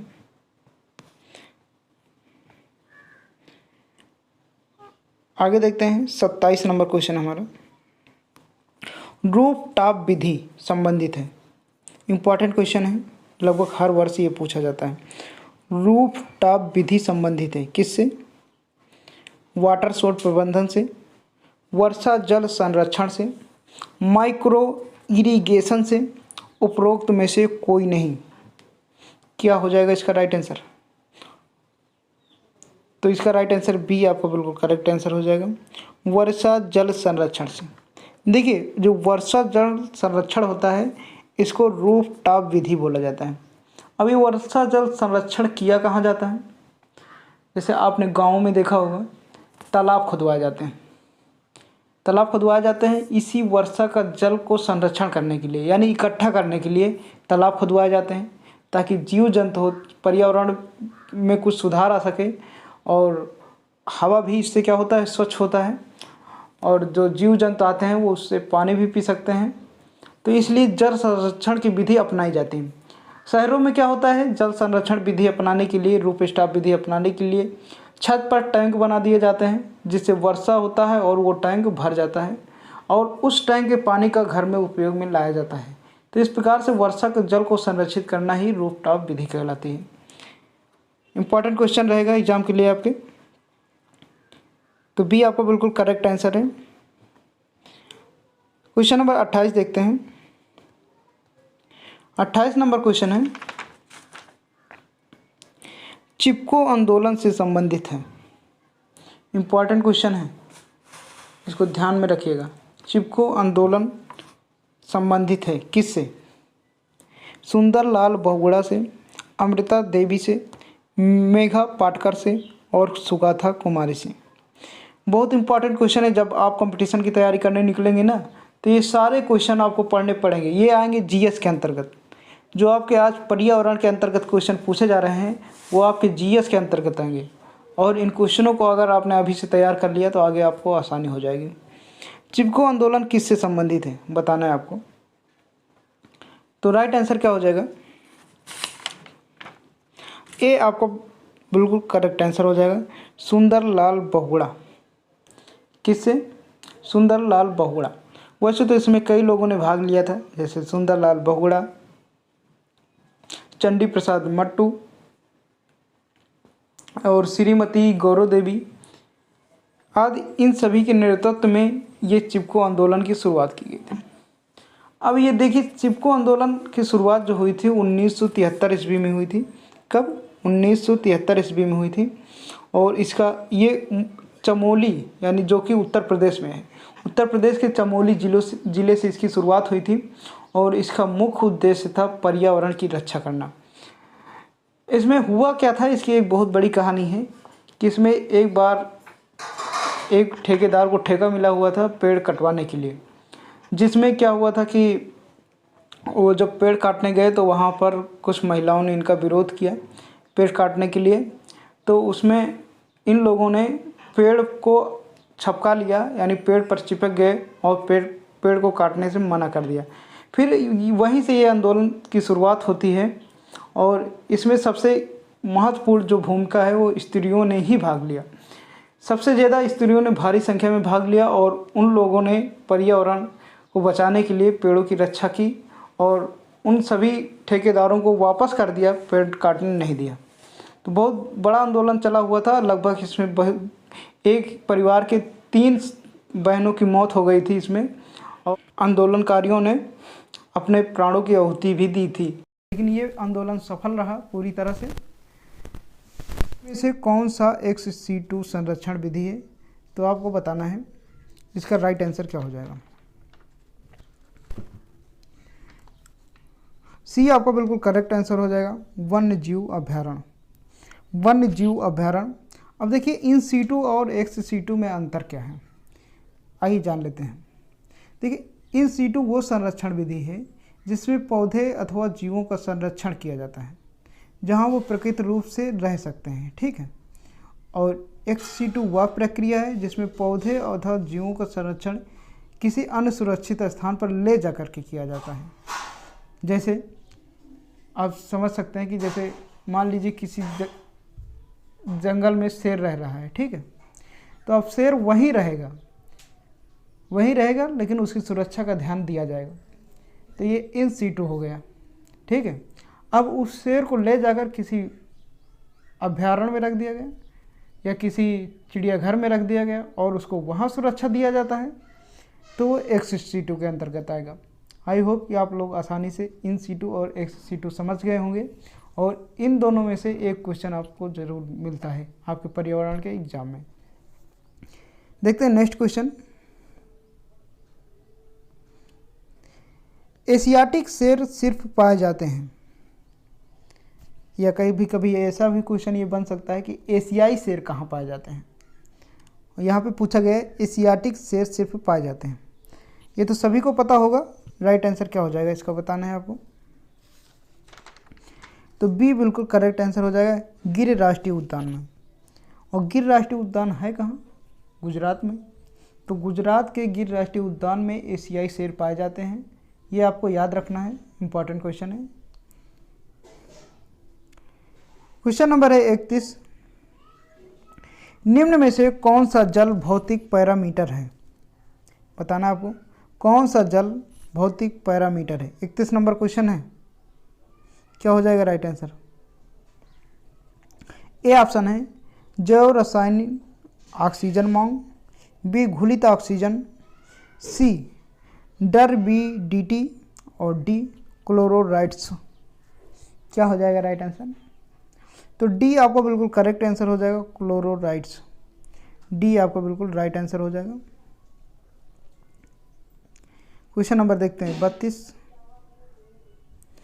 मॉन्ट्रियल प्रोटोकॉल संबंधित है, समुद्र प्रदूषण से मॉन्ट्रियल प्रोटोकॉल संबंधित है। समुद्र प्रदूषण से, ओजोन परत से, ग्रीन हाउस गैसों में और वैश्विक उष्णता से। बताना आपको राइट आंसर क्या हो जाएगा। 32 क्वेश्चन। तो बी आपको बिल्कुल करेक्ट आंसर हो जाएगा, ओजोन परत से। क्या हो जाएगा right answer B. Question number देखते हैं 33। निम्न में से कौन सा ताजे जल का पारिस्थितिकी तंत्र है। 4 ऑप्शन आपके सामने हैं, delta, deep ocean, coral reefs और तालाब। तो राइट आंसर क्या हो जाएगा। ए आपका बिल्कुल करेक्ट आंसर हो जाएगा। डेल्टा, डेल्टा डेल्टा देखिए डेल्टा की आकृति ऐसी होती है, ये ए आपको बिल्कुल करेक्ट आंसर हो जाएगा। कुछ छात्रों को डेल्टा नहीं समझ में आता होगा, तो सुन लीजिए डेल्टा होता क्या है। देखिए जो नदी होते हैं, छोटी नदी हो या बड़ी नदी हो, ये नदियाँ क्या होती हैं, प्रत्येक छोटी नदियों का ये उद्देश्य होता है कि वो अपने से बड़ी नदी में मिलती हैं, और बड़ी नदियों का ये उद्देश्य होता है कि वो किसी सागर या महासागर में जाकर मिलती हैं। ठीक है, ये जो नदियाँ अपने साथ कुछ मिट्टी, कचरा या कुछ गाद बहा कर ले जाती हैं, और एक स्थान ऐसा होता है कि जहाँ इनका गिराव होता है वहाँ पर धीरे धीरे मिट्टी जमा होने लगता है, वो सारा कचरा जाकर इकट्ठा होने लगता है, तो एक प्रकार से वो बड़ा क्षेत्र बना लेता है, उसी को हम डेल्टा का रूप दे देते हैं, उसी को डेल्टा कहा जाता है। सबसे बड़ा डेल्टा सुंदरबन डेल्टा पाया जाता है, सुंदरबन में, जो कि पश्चिम बंगाल में है, सबसे बड़ा डेल्टा पाया जाता है। तो याद रहेगा आपको, इम्पॉर्टेंट क्वेश्चन है ये भी। क्वेश्चन आपके एग्जाम में बन सकता है कि सबसे बड़ा डेल्टा कहाँ पाया जाता है, तो याद रखना सुंदरबन का डेल्टा सबसे बड़ा डेल्टा कहा जाता है, और ये पश्चिम बंगाल में है। क्वेश्चन नंबर 34 देखते हैं हम। निम्नलिखित में से कौन पर्यावरणीय कारक है? 4 ऑप्शन आपके सामने, पौधे, मृदा, जंतु, ये सभी। क्या हो जाएगा इसका करेक्ट आंसर, आपको बताना होगा इसका करेक्ट आंसर क्या हो जाएगा। निम्नलिखित में से कौन पर्यावरणीय कारक है? तो डी आपका बिल्कुल करेक्ट आंसर हो जाएगा, पौधे, मृदा, जंतु। देखिए पर्यावरण को सुरक्षित रखने में सभी का योगदान है, चाहे वो पौधे हो या जल हो या मृदा हो या जंतु हो, कोई भी अगर एक प्रकार से किसी भी प्रकार से अगर कोई भी लुप्त हो जाता है, मान लीजिए जल खत्म हो गया, पर्यावरण संतुलित नहीं रहेगा, या जल की बजाय पेड़ खत्म हो गया तभी पर्यावरण संतुलित नहीं रहेगा, या किसी भी प्रकार से एक प्रकार से आपदा खत्म हो जाएगी तो वो पर्यावरण संतुलित नहीं रहेगा। इसका क्या अर्थ निकला कि पर्यावरण के लिए सभी चीज़ उपयोगी है, जैसे पौधे हो गया, मृदा हो गया, जंतु हो गया। तो राइट आंसर क्या हो जाएगा आपका? डी बिल्कुल करेक्ट आंसर हो जाएगा, पर्यावरण के लिए ये सभी उपयोगी है। याद रखेंगे। 35 नंबर क्वेश्चन देखते हैं। देखिए 35 नंबर क्वेश्चन पूछा गया है, PAN का बृहद रूप है। देखिए ये पैन वो वाला नहीं है, PAN एक पैन कार्ड होता है, पैन कार्ड होता है जो कि आधार कार्ड से बनता है, तो ये वो पैन नहीं है, ये पैन है पर्यावरण से संबंधित। तो इसका पूरा रूप पूछा गया है, जैसे बृहद रूप का मतलब होता है फुल फॉर्म या पूरा रूप कह सकते हैं आप। ओके, तो इसका राइट आंसर क्या हो जाएगा बताना है आपको।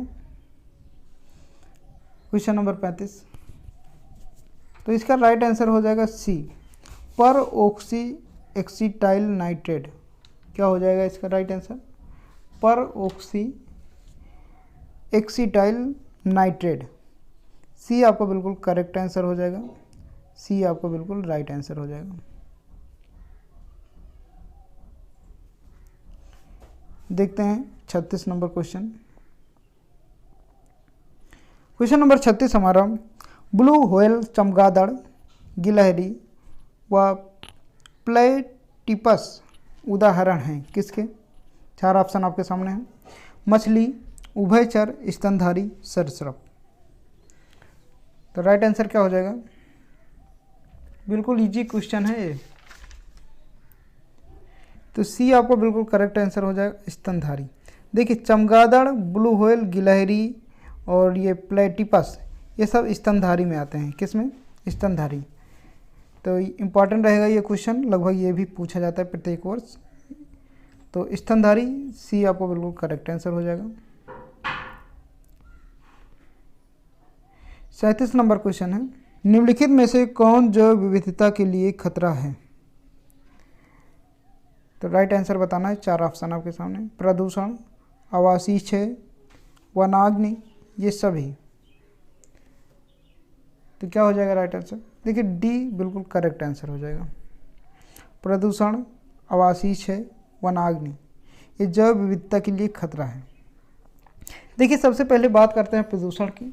तो आप जान ही गए होंगे कि प्रदूषण सभी प्रकार से हो सकता है, वनों की कटाई से प्रदूषण हो सकता है, जल के गंदेपन से प्रदूषण हो सकता है, या आवासीय क्षय यानी घरों का नष्ट होने से प्रदूषण हो सकता है। ये सब प्रदूषण के ही अंतर्गत आते हैं। देखिए, वनाग्नि का अर्थ होता है कि वनों का जल जाना। अगर वनों का जल जाना यानी वनों का नष्ट हो जाना, उससे बहुत बड़ा खतरा उत्पन्न हो जाता है पर्यावरण के लिए। तो ये जैव विविधता के लिए जो खतरा है ये तीनों हैं। राइट आंसर क्या हो जाएगा? डी आपका करेक्ट आंसर हो जाएगा। देखिए, जब भी आप एग्ज़ाम सेंटर में बैठिएगा तो बिल्कुल कंसंट्रेशन होकर और क्वेश्चनों को बिल्कुल ध्यान से पढ़िएगा कि इसका अर्थ क्या निकलना है। अगर आप क्वेश्चन समझ जाएंगे तो आंसर आप 100% करेक्ट कर पाएंगे। क्वेश्चन को समझिएगा कि क्वेश्चन का कहने का मतलब क्या है।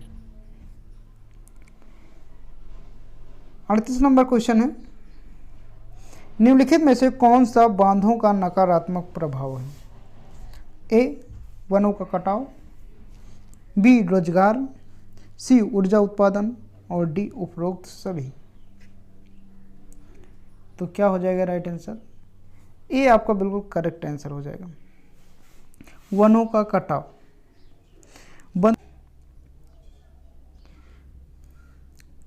देखिए, जैव विविधता निर्भर होती है, 39 नंबर क्वेश्चन है, जैव विविधता निर्भर होती है।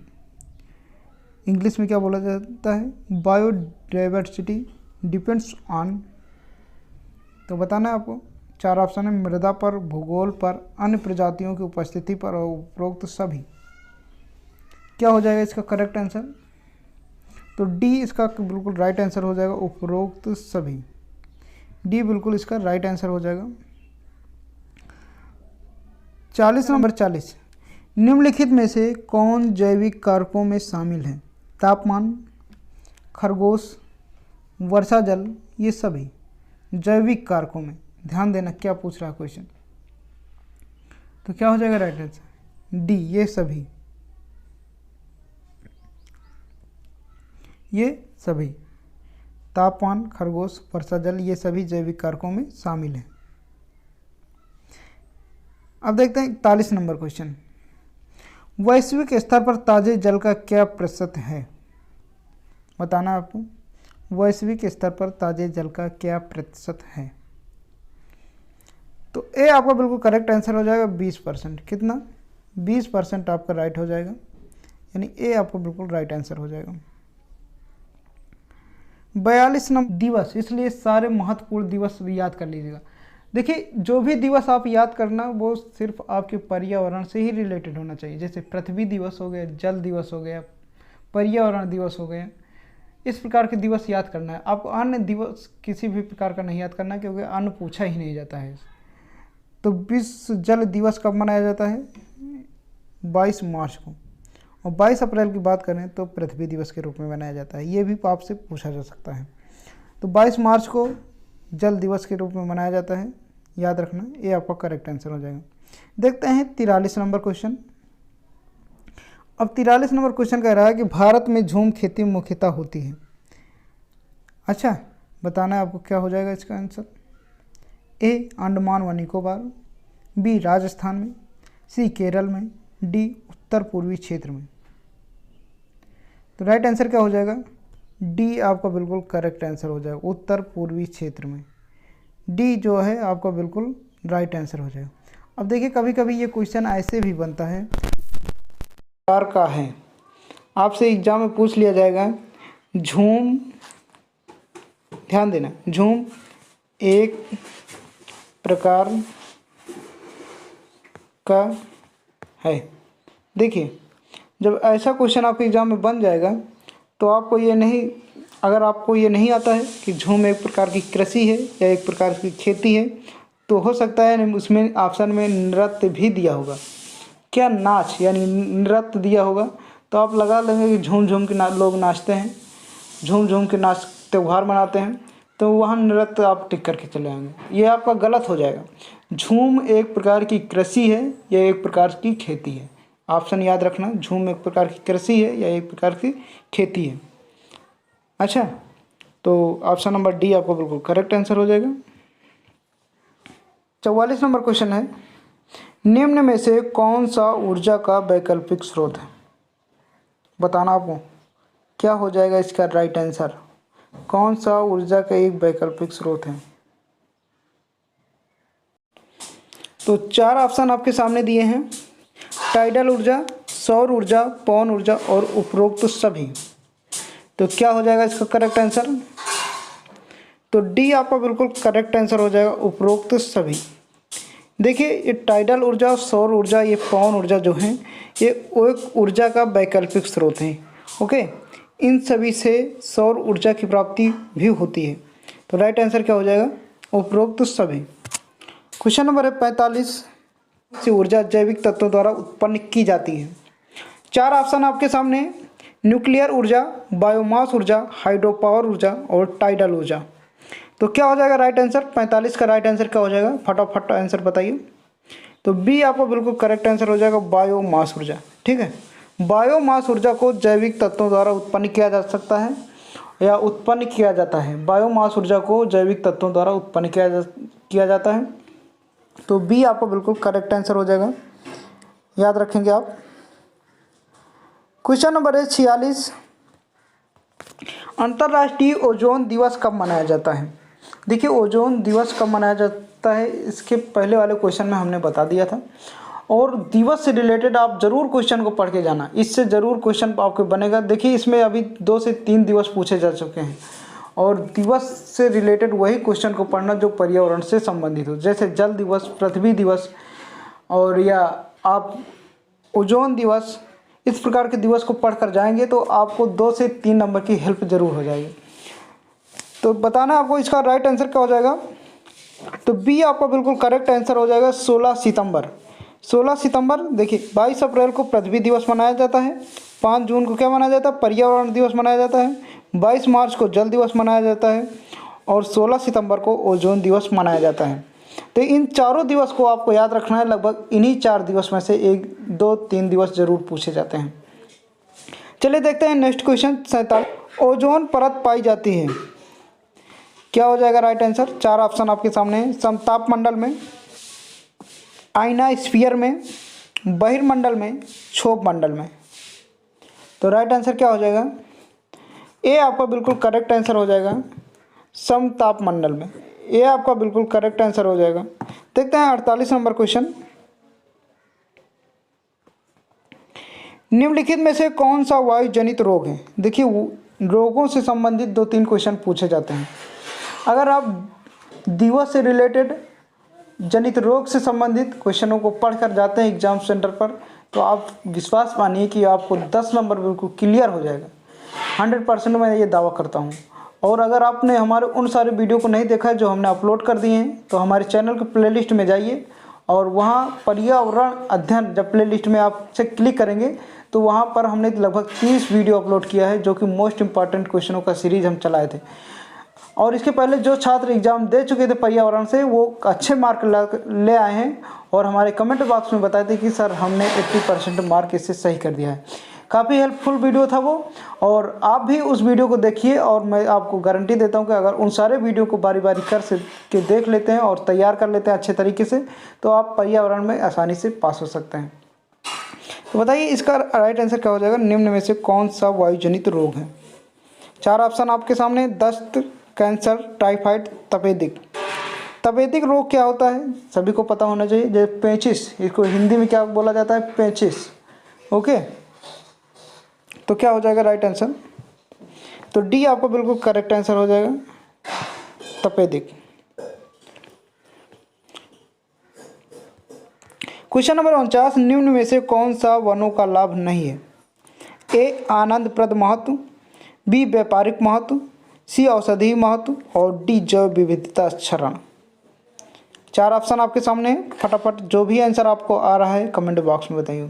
सबसे मेन पॉइंट को आपको ध्यान में ये रखना है एग्ज़ाम देने से पहले और एग्ज़ाम सेंटर पर बैठने के बाद, कि आपको कोई भी क्वेश्चन छोड़कर नहीं आना है वहाँ पे, चाहे वो क्वेश्चन आपको आ रहा हो या ना आ रहा हो। अगर आप उस क्वेश्चनों को छोड़कर आ जाते हैं तो उसका तो नंबर नहीं मिलेगा, लेकिन अगर आप करके आ जाते हैं तो हो सकता है आपको वो सही हो जाए तो उसका नंबर मिल जाएगा, क्योंकि इसमें नेगेटिव मार्किंग नहीं होती। तो आपको सारे क्वेश्चन करके आना है। निम्न में से कौन सा वनों का लाभ नहीं है बताना आपको, क्या हो जाएगा इसका right answer? 49 number question, D बिल्कुल करेक्ट आंसर हो जाएगा, जैव विविधता क्षरण। जैव विविधता क्षरण जब होगा तो वनों का लाभ कहीं होगा, वनों की तो हानि होगी। ठीक है, तो राइट आंसर क्या हो जाएगा, डी आपको बिल्कुल करेक्ट आंसर हो जाएगा। क्वेश्चनों को आपको ध्यान से पढ़ना है, अगर आपने ध्यान से क्वेश्चन पढ़ लिया तो जो नहीं भी आता रहेगा वो भी आ जाएगा।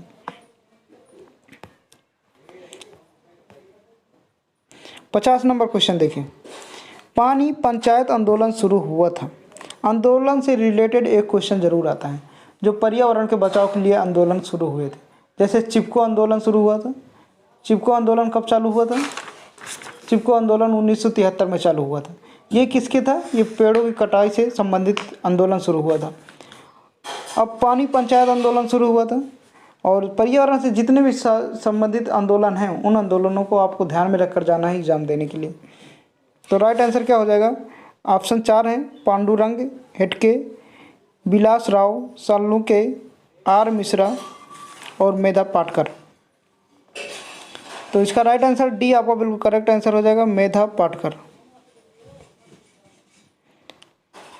51 नंबर क्वेश्चन है, ताज़ा जल पाया जाता है, सभी को पता होना चाहिए। नदियों में नहीं पाया जाता है, तालाबों में नहीं पाया जाता, और सभी में नहीं पाया जाता, झीलों में पाया जाता है। ठीक है, झीलों में ताज़ा जल पाया जाता है, तालाब में तो पता नहीं कब का भरा हो सकता है। ठीक है, 52 नंबर, कौन सी गैस मार्स गैस के नाम से जानी जाती है? Noble gas, marsh gas, gas से संबंधित कुछ महत्वपूर्ण क्वेश्चन है, ज़्यादा नहीं 2-4 क्वेश्चन है। उन क्वेश्चनों को आप ज़रूर पढ़ लेना एग्जाम देने से पहले। तो मार्स गैस किसे कहा जाता है? मीथेन को मार्स गैस कहा जाता है। बी आपका बिल्कुल करेक्ट आंसर हो जाएगा। 53 नंबर क्वेश्चन है, निम्न में से कौन सा बांधों का सकारात्मक प्रभाव? देखिए, इसमें बांधों का नकारात्मक भी पूछा जाता है और सकारात्मक प्रभाव भी पूछा जाता है। तो सकारात्मक प्रभाव क्या है, जो वो है, क्या हो जाएगा राइट आंसर? डी आपको बिल्कुल करेक्ट आंसर हो जाएगा, ऊर्जा उत्पादन। ठीक है, बांध बनाकर हम ऊर्जा का उत्पादन करते हैं, जैसे पानी रोककर बिजली उत्पादन करते हैं। ओके, ये क्या होता है? बांध बनाकर हम ऊर्जा का उत्पादन करते हैं। ये मेरा सकारात्मक प्रभाव है, यानी बांध बनाने से हमको कुछ लाभ होता है, वो सकारात्मक है। बांध बनाने के बाद कुछ हानि होती है, वो हमारा नकारात्मक प्रभाव है, याद रखना। अब नकारात्मक कभी पूछा जाएगा तो उसके लिए भी क्वेश्चन आपको हम बताएंगे। 54 नंबर क्वेश्चन है, WHO का बृहद रूप है। देखिए, WHO का इसका पूरा नाम पूछा गया है। अब इसको कुछ हिंदी शब्द में लिख दिया जाता है तो हु लिखा जाता है। क्या लिखा जाता है? हु। तो बच्चा देखकर घबरा जाता है कि ये हु क्या लिखा हुआ है, इसका फुल फॉर्म क्या हो सकता है। देखिए, ये हु जो होता है, ये पूरे विश्व के अंदर, पूरे भारत के अंदर ही नहीं, पूरे विश्व के अंदर हो रही विभिन्न प्रकार की बीमारियों को जानकारी देता है और उसका निरीक्षण करके डाटा आकलन किया जाता है इससे। तो इसका पूरा फुल फॉर्म क्या होता है? World health organisation. World health organisation. Okay, देखते हैं 55 नंबर क्वेश्चन, इसका राइट आंसर सी हो जाएगा। 55 नंबर क्वेश्चन है, कौन बिश्नोई आंदोलन से संबंधित? देखिए, फिर आंदोलन से क्वेश्चन बन गया आपका। आंदोलन से संबंधित क्वेश्चन जरूर पढ़ के जाना। कौन बिश्नोई आंदोलन से संबंधित है, बताना है आपको। देखिए, सुंदरलाल बहुगुणा तो चिपको आंदोलन से संबंधित है। चंडी प्रसाद भट्ट, ये भी चिपको आंदोलन से संबंधित है। तो राइट आंसर क्या हो जाएगा? तो बताइए, राइट आंसर डी आपका बिल्कुल करेक्ट आंसर हो जाएगा, अमृता देवी। डी आपका बिल्कुल राइट आंसर हो जाएगा। देखिए, 56 नंबर क्वेश्चन है, चेरनोबिल आपदा हुई थी। 4 ऑप्शन है आपके सामने, 1987, 1984, 1985 और 1986। क्या हो जाएगा इसका करेक्ट आंसर? डी आपका बिल्कुल करेक्ट आंसर हो जाएगा। देखिए, इसमें बहुत सारे ऑप्शन सही किए हुए हैं। जिनका पेपर है सुष्मिता वर्मा, इनका काफ़ी सही है, और ये अपने क्वेश्चन का मिलान भी कर लेंगे। हो सकता है कि बाकी जिसमें टिक नहीं किए हैं वो गलत भी हो सकते हैं। फिलहाल आपका स्क्वायर कितना है ये आप ज़रूर बताइएगा, और आपके जो फ्रेंड हैं उनको वीडियो शेयर करके बताइएगा कि आप इसे चेक कर लीजिए कि आपका स्क्वायर कितना है, आप भी बताइए। ठीक है, तो आप ज़रूर वीडियो शेयर कीजिएगा, और जो छात्र उत्तराखंड के हैं जिनका पेपर हो गया है वो अपने आंसर की का मिलान कर लें, और जिनका पेपर नहीं हुआ है, अप्रैल और मई में होना है, वो इस वीडियो को ज़रूर ध्यानपूर्वक देखें, हो सके तो ये सारे क्वेश्चन कॉपी में नोट भी कर लें। देखना, मैं गारंटी के साथ कह सकता हूँ, आपका कोई भी यूनिवर्सिटी हो, अवध यूनिवर्सिटी हो, इलाहाबाद यूनिवर्सिटी हो, कानपुर यूनिवर्सिटी हो, बनारस यूनिवर्सिटी हो, कोई भी यूनिवर्सिटी हो, आप स्नातक में हो, स्नातक हो, चाहे BA हो, चाहे BSc हो, चाहे BCom हो, चाहे BBA हो, यानी कोई भी स्नातक कर रहे हैं तो पर्यावरण का एग्ज़ाम देना ही पड़ेगा। और एग्ज़ाम दे रहे हैं तो ये क्वेश्चन को आपको याद ही करना पड़ेगा। ओके, बताना आपको इसका राइट आंसर क्या हो जाएगा। चेरनोबिल आपदा हुई थी, 56 number question. Right answer D आपका बिल्कुल करेक्ट आंसर है, 1986। देखिए, आपदा से रिलेटेड आपको क्वेश्चन जरूर याद रखना है। एक चेरनोबिल आपदा हो गया, दूसरा भोपाल गैस त्रासदी हो गया, जिसमें मेथिल आइसोसाइनेट के रिसाव के कारण भोपाल में बहुत सारे लोग मारे गए थे। लगभग 3000 से अधिक लोग मारे गए थे मेथिल आइसोसाइनेट गैस के रिसाव के कारण। एक फैक्ट्री में मजदूर काम कर रहे थे जिसमें ये गैस रात को लीक हो गई। तो 2 से 3 दिसंबर था उस समय, और इसमें लगभग 3000 से अधिक लोग एक साथ मारे गए थे। तो इस प्रकार से जो बड़ी आपदाएं होती हैं, उन आपदाओं को आपको याद रखना है जो पर्यावरण से संबंधित है। निम्नलिखित में से कौन सा राष्ट्रीय उद्यान है? डी आपका बिल्कुल करेक्ट आंसर हो जाएगा, राजा जी। देखिए, राजा जी राष्ट्रीय उद्यान उत्तराखंड में पाया जाता है। कहाँ पाया जाता है? उत्तराखंड में पाया जाता है। और बात करें केदारनाथ की, तो ये एक प्रकार का तीर्थ स्थल है जहाँ पर लोग दर्शन करने जाते हैं। ये उद्यान नहीं है, तो आप ऑप्शन देख के जान सकते हैं। देखिए, राजा जी भी उद्यान का नाम नहीं लग रहा है, लेकिन आपने पढ़ा है, अगर हमारे वीडियो पर्यावरण के सारे देखे हुए हैं अगर, तो आपको ज़रूर याद आ जाएगा कि राजा जी एक राष्ट्रीय उद्यान है जो कि उत्तराखंड में है। अगर नहीं देखे हैं तो हमारे चैनल के प्ले लिस्ट में जाइए और वहाँ से सारे वीडियो को देखिए। देखिए, 48 नंबर क्वेश्चन है, निम्न में से कौन द्वितीयक प्रदूषक है? देखिए, एक प्राथमिक प्रदूषक होता है, एक द्वितीयक प्रदूषक होता है। तो आपको बताना है, 4 ऑप्शन आपके सामने, NO2, PAN, SO2, उपरोक्त सभी। तो बताना है द्वितीयक प्रदूषक है, तो क्या हो जाएगा इसका राइट आंसर? तो राइट आंसर क्या हो जाएगा? बी आपका बिल्कुल करेक्ट आंसर, PAN। क्या हो जाएगा? PAN।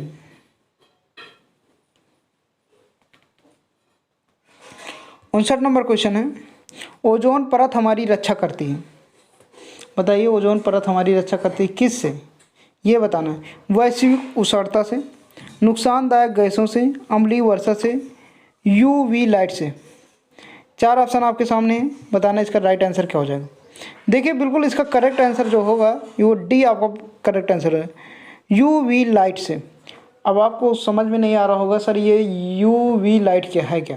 देखिए, इसको इस प्रकार से UV लाइट, LIGHT लाइट लिखेंगे। इसका फुल फॉर्म जो होता है अल्ट्रा वायलेट लाइट। क्या होता है? Ultra violet light. देखिए, हिंदी में अगर इसकी बात करें तो इसको पूरा नाम होता है पराबैंगनी किरणें, जो कि बहुत घातक किरणें हैं। अगर मनुष्य के शरीर में ये किरणें पड़ जाती हैं तो मनुष्य को झुलसा देती हैं, आदमी को झुलसा देती हैं। हो सकता है कभी कभी उनके शरीर पर भी छेद हो जाता है। तो ये किरणें सूर्य से निकलती हैं, और इन किरणों को रोकने वाली परत कौन सी है? ओजोन परत। अगर ये ओजोन परत जिस दिन नष्ट हो जाएगी उस दिन मानव जीवन पृथ्वी पर संभव नहीं रहेगा। तो याद रखना कि ये जो ओजोन परत है हमारा, ये अल्ट्रावायलेट किरणों से हमें बचाती हैं, यानी UV लाइट से हमें बचाती हैं। तो याद रहेगा, इसे रक्षा करती हैं। 60 नंबर क्वेश्चन है, इंसिनरेशन वह प्रक्रिया है जिसमें ठोस अपशिष्ट को क्या किया जाता है? 4 ऑप्शन आपके सामने, अलग किया जाता है, जमा किया जाता है, जलाया जाता है, और केचुआ खाद बनाने के लिए प्रयुक्त किया जाता है। देखिए, केचुआ खाद, इसमें राइट आंसर हो जाएगा C। अब बात आई यहाँ केचुआ खाद की, तो केचुआ खाद के विषय में जान लेते हैं। इसको इंग्लिश में बोला जाता है वर्मी कल्चर। क्या बोला जाता है? Vermi culture. इसके अंतर्गत केचुआ से खाद बनाया जाता है। अब भाई, केचुआ से कैसे खाद बनाया जाता है, ये आप नहीं समझ में नहीं आ रहा होगा कि केचुआ कैसे खाद बनाता होगा। देखिए, केचुआ खाद बनाता है। वर्मी कल्चर विधि एक ऐसी होती है कि जिसमें कुछ एक टैंक रूप में बना दिया जाता है, टंकी बना दिया जाता है, और उसमें गोबर भर दिया जाता है। क्या? गोबर। गाय का, भैंस का, किसी का भी आप गोबर भर सकते हैं और उस गोबर के अंदर कुछ केचुए डाल दिए जाते हैं। देखेंगे कभी वर्मी कल्चर विधि अगर आपके गांव में होता होगा तो। अब लेकिन जो मेन क्वेश्चन है हमको, इंसिनरेशन वह प्रक्रिया है जिसमें ठोस अपशिष्ट को जलाया जाता है। तो इसका जो राइट आंसर हो जाएगा सी आपका बिल्कुल करेक्ट आंसर हो जाएगा। केचुए के विषय में तो हमने ऐसे बता दिया, इस सी आपका बिल्कुल करेक्ट आंसर हो जाएगा। अब इसको आप जानेंगे कैसे कि जलाया जाता है। देखिए अगर आप इंसिनरेशन का अर्थ समझ गए होंगे ना तो आप आसानी से जान जाएंगे कि ये इसका राइट आंसर क्या हो जाएगा। इसका जो हिंदी होता है, देखिए इंसिनरेशन का जो हिंदी होता है भस्मीकरण। अगर आपको हिंदी आ रहा होगा इसका तो आपको याद आ जाएगा कि ये इसको जलाया जाता है। भस्म मतलब जलाना, भस्म मतलब जलाना। 61 नंबर क्वेश्चन देखते हैं। साइलेंट स्प्रिंग नामक पुस्तक किसने लिखी? साइलेंट स्प्रिंग नामक पुस्तक किसने लिखी? तो बी आपका बिल्कुल करेक्ट आंसर हो जाएगा, राकेल कर्सन द्वारा। इनका भी राइट आंसर है जिन्होंने मुझे पेपर भेजा है। अगर हाँ, एक बार मैं फिर कह दे रहा हूँ कि आपका कोई भी सब्जेक्ट का पेपर हो गया हो तो हमारे डिस्क्रिप्शन में दिए गए व्हाट्सअप नंबर पर आप भेज सकते हैं। लेकिन आप भेजिएगा तो थोड़ा क्लियर फ़ोटो खींच कर भेजिएगा ताकि हम उसको वीडियो बनाएं और उस वीडियो में आपका नाम भी लेंगे, आप कहाँ के निवासी हैं और क्या कर रहे हैं, बीए कर रहे हैं, बीएससी कर रहे हैं, इसका डिटेल आप भेज देंगे तो हम वो भी इस वीडियो अगले वाले वीडियो में उस वीडियो में बनाकर बता देंगे। ओके। 62 नंबर क्वेश्चन देख लेते हैं हम। साइलेंट स्प्रिंग नामक पुस्तक किसने लिखी? बी आपका बिल्कुल करेक्ट आंसर है, राकेल कर्सन द्वारा। 62 नंबर है क्वेश्चन कह रहा है कि जलीय पारिस्थितिकी तंत्र में उत्पादक है। देखिए जलीय पारिस्थितिकी तंत्र में उत्पादक के 4 प्रकार के ऑप्शन हैं। प्राणी प्लवक, छोटी मछलियाँ, पादप प्लवक, कवक। तो राइट आंसर क्या हो जाएगा? बी आपका बिल्कुल करेक्ट आंसर हो जाएगा, छोटी मछलियाँ। छोटी मछलियाँ क्या हैं? जलीय पारिस्थितिकी तंत्र में इनको रखा गया है। 63 नंबर क्वेश्चन आपको माइंड में रखना है, लगभग प्रत्येक वर्ष पूछा जाता है। वेरी वेरी इंपॉर्टेंट क्वेश्चन है और लगभग प्रत्येक वर्ष में प्रत्येक यूनिवर्सिटी में, कोई भी यूनिवर्सिटी हो, कानपुर हो, अवध हो या इलाहाबाद यूनिवर्सिटी हो, बनारस यूनिवर्सिटी हो, कोई भी यूनिवर्सिटी हो, उसमें जरूर ये क्वेश्चन बनता है। वन्य जीव संरक्षण अधिनियम कब पारित हुआ था? तो बताइए राइट आंसर क्या हो जाएगा? तो सी आपका बिल्कुल करेक्ट आंसर हो जाएगा, 1972 ईस्वी में। वन्य जीव अधिनियम कब पारित हुआ था? 1972 ईस्वी में। तो राइट आंसर क्या हो जाएगा? सी आपका बिल्कुल करेक्ट आंसर हो जाएगा, 1972 ईस्वी में। ओके। 64 नंबर क्वेश्चन देखते हैं। क्वेश्चन कह रहा है इनवीरान शब्द इस भाषा से लिया गया है। Greek, French, Latin, Sanskrit. 4 option आपके सामने हैं। इनवीरान शब्द किससे लिया गया है? तो राइट आंसर क्या हो जाएगा? बताना है फटाफट, क्या हो जाएगा? तो बी आपका बिल्कुल करेक्ट आंसर है, फ्रेंच का। ठीक है। 65 नंबर है, उत्तराखंड का राजकीय पशु है। इम्पॉर्टेंट है और ऐसे रिलेटेड क्वेश्चन आपके एग्जाम में पर्यावरण के जरूर देखने को मिलेंगे। जैसे असम का राष्ट्रीय पशु क्या है? गेंडा। विभिन्न प्रकार के स्टेट के राष्ट्रीय पशुओं को आपको याद रखना होगा। इससे क्या होगा कि इससे रिलेटेड 2 से 3 क्वेश्चन आपके एग्जाम में बनते हैं, कभी कभी 2-3 क्वेश्चन बन जाते हैं, तो वो 2-3 नंबर आपको फ्री में मिल सकते हैं अगर आपने याद कर लिया तो बताना आपको राइट आंसर क्या हो जाएगा? डी आपको बिल्कुल करेक्ट आंसर हो जाएगा, कस्तूरी मृग। कस्तूरी मृग जो है ये उत्तराखंड का राष्ट्रीय पशु है। ठीक है, डी आपका बिल्कुल करेक्ट आंसर हो जाएगा। 66 नंबर क्वेश्चन देखते हैं। स्थलीय जैव विविधता सामान्यता अधिक होती है भूमध्य रेखा के समीप, दक्षिण ध्रुव के समीप, कर्क रेखा के समीप, उत्तरी ध्रुव के समीप। तो 66 का राइट आंसर क्या हो जाएगा? बी आपका बिल्कुल करेक्ट आंसर हो जाएगा, दक्षिणी ध्रुव के करीब। बी आपका बिल्कुल करेक्ट आंसर हो जाएगा। 67 नंबर क्वेश्चन है, निम्नलिखित में से कौन द्वितीयक उपभोक्ता है? देखिए हमने बताया कि उपभोक्ता कितने प्रकार के होते हैं, 3 प्रकार के होते हैं। कौन कौन से होते हैं? प्राथमिक उपभोक्ता, द्वितीयक उपभोक्ता, तृतीयक उपभोक्ता। ओके, होते हैं। तो द्वितीयक उपभोक्ता कौन होते हैं? जो मांसाहारी होते हैं, शाकाहारी होते हैं। और तृतीयक उपभोक्ता कौन से होते हैं? वो भी मांसाहारी के अंतर्गत ही आते हैं, तृतीयक। और द्वितीयक जो होते हैं ये तो मांसाहारी होते ही हैं, और प्राथमिक जो होते हैं वो शाकाहारी होते हैं। तो द्वितीयक उपभोक्ता कौन है? जो मांस खाता होगा। तो राइट आंसर क्या हो जाएगा? डी आपको बिल्कुल करेक्ट आंसर हो जाएगा। शेर, शेर मांस खाता है ना, शेर, ये क्या हो गया? द्वितीयक उपभोक्ता हो गया। क्वेश्चन नंबर है 68, मलेरिया का कारक है। 4 ऑप्शन आपके सामने है। हेपेटाइटिस विषाणु, और Salmonella, Plasmodium, int amoeba histolytica. 4 option आपके सामने हैं। तो इसका करेक्ट आंसर क्या हो जाएगा तो बताना है आपको। तो सी आपका बिल्कुल करेक्ट आंसर हो जाएगा, प्लाज्मोडियम। मलेरिया किसके कारण होता है? प्लाज्मोडियम के कारण। तो सी आपका बिल्कुल करेक्ट आंसर हो जाएगा, याद रखेंगे। मिनी माता रोग हुई था, मतलब इसमें पूछने का मतलब क्या है? मिनी माता रोग किससे होता है? सिंपल सा है कि मिनी माता रोग किससे होता है, बताना आपको इसका क्या कारण है। मिनी माता जो गांव में माता जी निकल आती हैं, बच्चों को या बड़े लोगों को भी निकल आती हैं माता जी, उसी को मिनी माता बोला जाता है। और ये किसके कारण होता है तो ये पूछा गया है आपसे।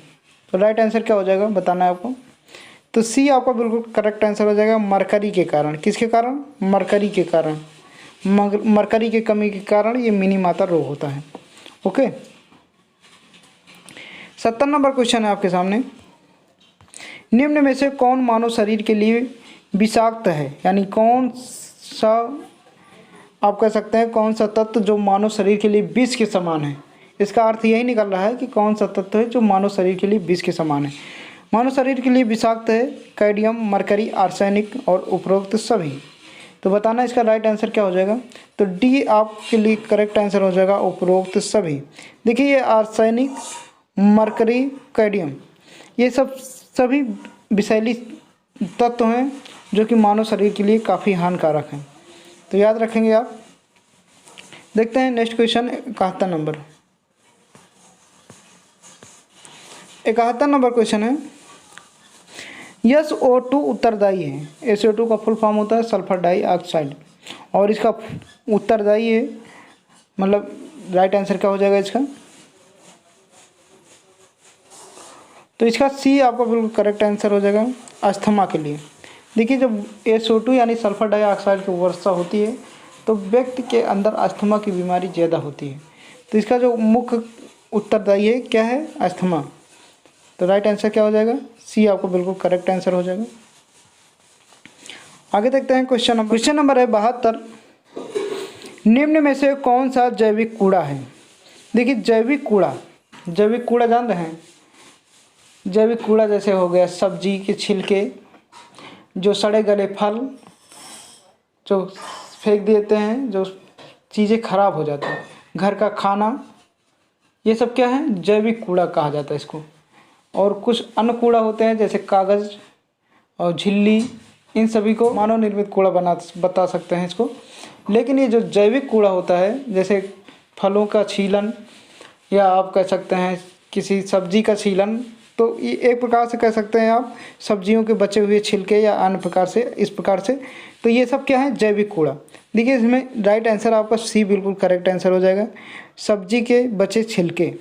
तो इसका क्या नाम दे दिया गया है? जैविक कूड़ा। देखिए ये पॉलीथीन अगर आपने आंसर लगाया है तो ये गलत है, ये जैविक कूड़ा नहीं है, जैसा कि अर्थ ही निकल रहा है जैविक, है ना।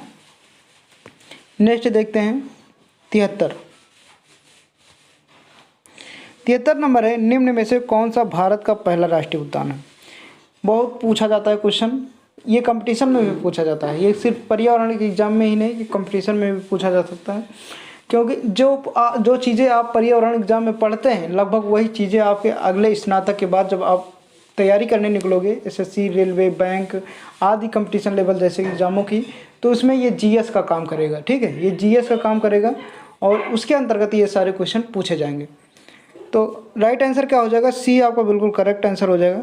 सी आपका बिल्कुल राइट आंसर हो जाएगा। जिम कॉर्बेट, इसका कहीं कहीं कॉर्बेट राष्ट्रीय उद्यान दिया होता है, कहीं कहीं जिम कॉर्बेट राष्ट्रीय उद्यान दिया होता है। तो ये भारत का सबसे पहला राष्ट्रीय उद्यान है, जो कि कहाँ पर है? उत्तराखंड में है। ओके, ये भारत का सबसे पहला राष्ट्रीय उद्यान है। आगे देखते हैं 74 नंबर क्वेश्चन हमारा, कि पर्यावरण का अभिप्राय है कुल आसपास प्रकृति संसाधन, वायु जल मृदा का पादप और वायु जल व मृदा। तो राइट आंसर डी आपको बिल्कुल करेक्ट आंसर हो जाएगा, वायु जल मृदा। डी आपको बिल्कुल राइट आंसर हो जाएगा। वो देखें, देखते हैं क्वेश्चन नंबर 75, निम्न में से कौन सा जल रासायनिक पैरामीटर है? 4 ऑप्शन आपके सामने हैं। टर्बिडिटी, तापमान, घुलित ऑक्सीजन, जैव रसायन, ऑक्सीजन मांग। तो क्या हो जाएगा इसका राइट आंसर? सी आपको बिल्कुल करेक्ट आंसर हो जाएगा, घुलित ऑक्सीजन। सी आपको बिल्कुल राइट आंसर हो जाएगा। निम्नलिखित में से कौन वायु प्रदूषक है? बताना है आपको। 76 नंबर क्वेश्चन है, PAN sulphur dioxide, nitrogen oxide और उपरोक्त सभी। तो क्या हो जाएगा राइट आंसर? ए आपको बिल्कुल करेक्ट आंसर हो जाएगा, वायु प्रदूषक PAN। इसके पहले वाले क्वेश्चन में हमने इसका पूरा नाम बताया था, उस नाम को आप कमेंट बॉक्स में बताइए हमने क्या बताया था। फटाफट आंसर दीजिए।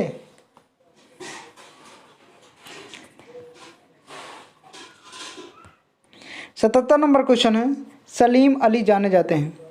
सलीम अली जाने जाते हैं। देखिए बहुत इंपॉर्टेंट क्वेश्चन है, वेरी वेरी इंपॉर्टेंट।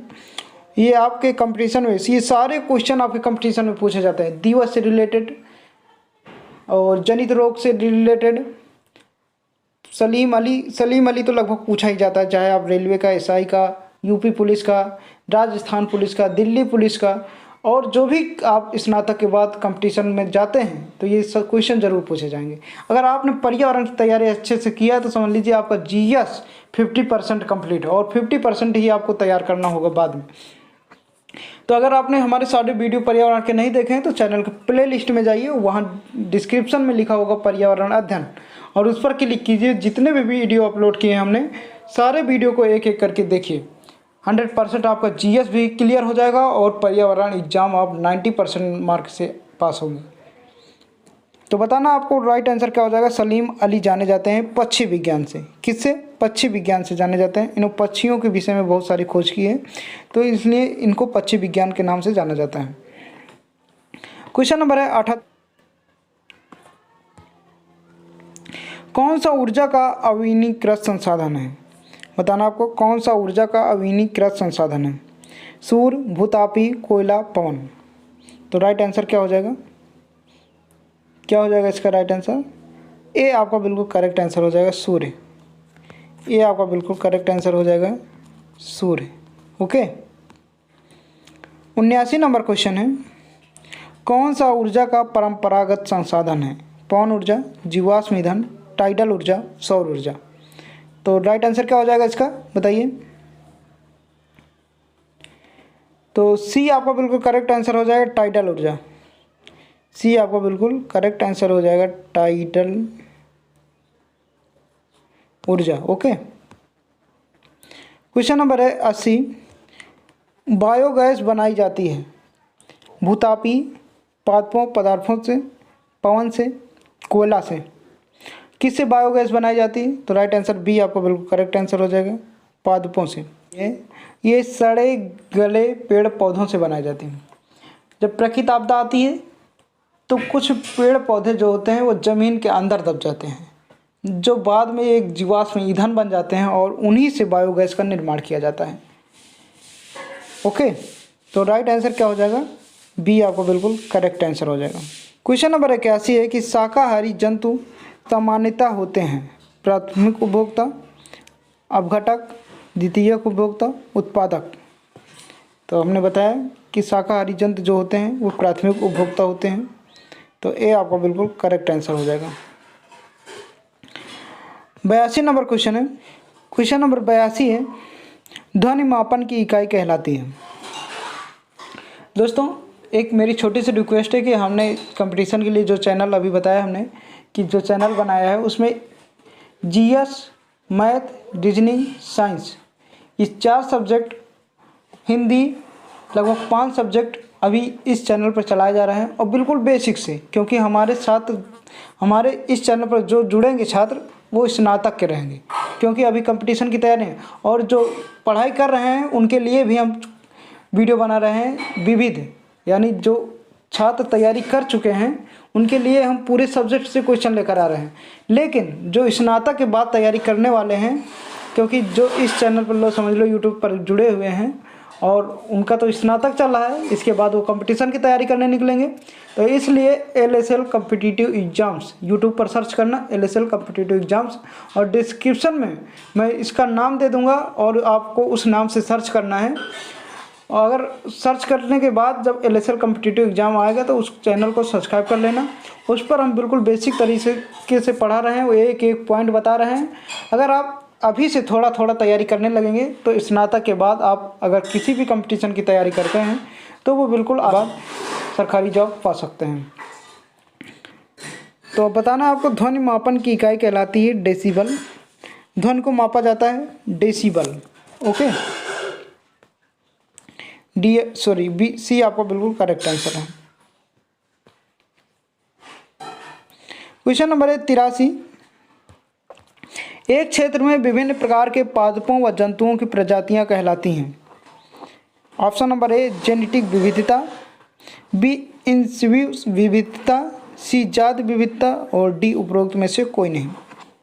क्या हो जाएगा इसका राइट आंसर? डी आपका बिल्कुल करेक्ट आंसर हो जाएगा, उपरोक्त में से कोई नहीं। 84 नंबर क्वेश्चन है, निम्न में से कौन सा जैव विविधता के लिए सबसे बड़ा खतरा है? बताना आपको। तो राइट आंसर क्या हो जाएगा? सी बिल्कुल करेक्ट आंसर हो जाएगा, प्रदूषण, वायु प्रदूषण। देखिए आवाज़ क्षरण ये गलत होगा। सबसे बड़ा खतरा होता है वायु प्रदूषण। जब वायु गंदा हो जाएगा तो लगभग वायु प्रदूषण से काफ़ी लगभग पूरे एक स्टेट खराब हो सकता है। अगर किसी स्टेट में मान लीजिए किसी स्टेट में वायु प्रदूषण 50 या 10,000 फैक्ट्रियाँ लग गई, प्रत्येक डिस्ट्रिक्ट में एक फैक्ट्री लग गई जो कि काफ़ी वायु प्रदूषण करती है, काफ़ी काला धुआं निकालती है या फिर विभिन्न प्रकार से कचरे से उसका धुआं उत्पादन होता है, तो लगभग ये पूरे स्टेट को गंदा कर सकती है। तो जो ज़्यादा मतलब खतरा है जिससे, तो वो वायु प्रदूषण से है। जल से कम हो सकता है, आवाज़ से कम हो सकता है, अवैध शिकार से कम हो सकता है, लेकिन अगर वायु प्रदूषित हो गया तो वो आदमी का जो जीवन है वो उसमें बाधिता पैदा कर देगी। तो याद रखना, तो राइट आंसर क्या हो जाएगा? सी आपको बिल्कुल करेक्ट आंसर हो जाएगा 84 नंबर पर। क्वेश्चन नंबर है, निम्नलिखित में से कौन वायु प्रदूषण का प्राकृतिक कारण है? देखिए प्राकृतिक कारण का मतलब होता है कि जो मनुष्य द्वारा वायु प्रदूषण ना किया गया हो, बाकी वो एक प्रकार से प्रकृति द्वारा प्रदूषण होता हो वायु का। तो राइट आंसर क्या हो जाएगा? राइट आंसर हो जाएगा ज्वालामुखी विस्फोटक। सी आपका बिल्कुल करेक्ट आंसर है। उद्योग तो व्यक्ति लगाता है, कीटनाशक दवाइयाँ व्यक्ति बनाता है, परिवहन व्यक्ति चलाता है, लेकिन जो प्रकृति की देन है वो ज्वालामुखी विस्फोट। ये विस्फोट अपने आप होता है, ये कोई विस्फोट किया नहीं जा सकता। तो राइट आंसर सी आपका बिल्कुल करेक्ट आंसर होगा। 86 नंबर क्वेश्चन है, पृथ्वी का पर्यावरण को कितने भागों में विभक्त किया गया है? इंपॉर्टेंट क्वेश्चन रहेगा। तो राइट आंसर क्या हो जाएगा? बी, 2 भागों में। पृथ्वी के पर्यावरण को कितने भागों में विभाजित किया गया है? तो क्या हो जाएगा राइट आंसर? 2 भागों में। ओके, तो बी आपका बिल्कुल करेक्ट आंसर हो जाएगा। आगे देखते हैं, कौन सा द्वितीय प्रदूषक का उदाहरण है? ओजोन, परऑक्सी एसिटाइल नाइट्रेट, ए और बी कार्बन डाइऑक्साइड। देखिए राइट आंसर क्या हो जाएगा? कौन सा द्वितीय प्रदूषक का उदाहरण है? ठीक, ये कहीं कहीं गलत भी छप जाता है, ये भी छापा जाता है, हाँ लिख गया यहाँ डबल। ओके, तो राइट आंसर क्या हो जाएगा बताना है आपको। ए आपका बिल्कुल करेक्ट आंसर हो जाएगा, ozone.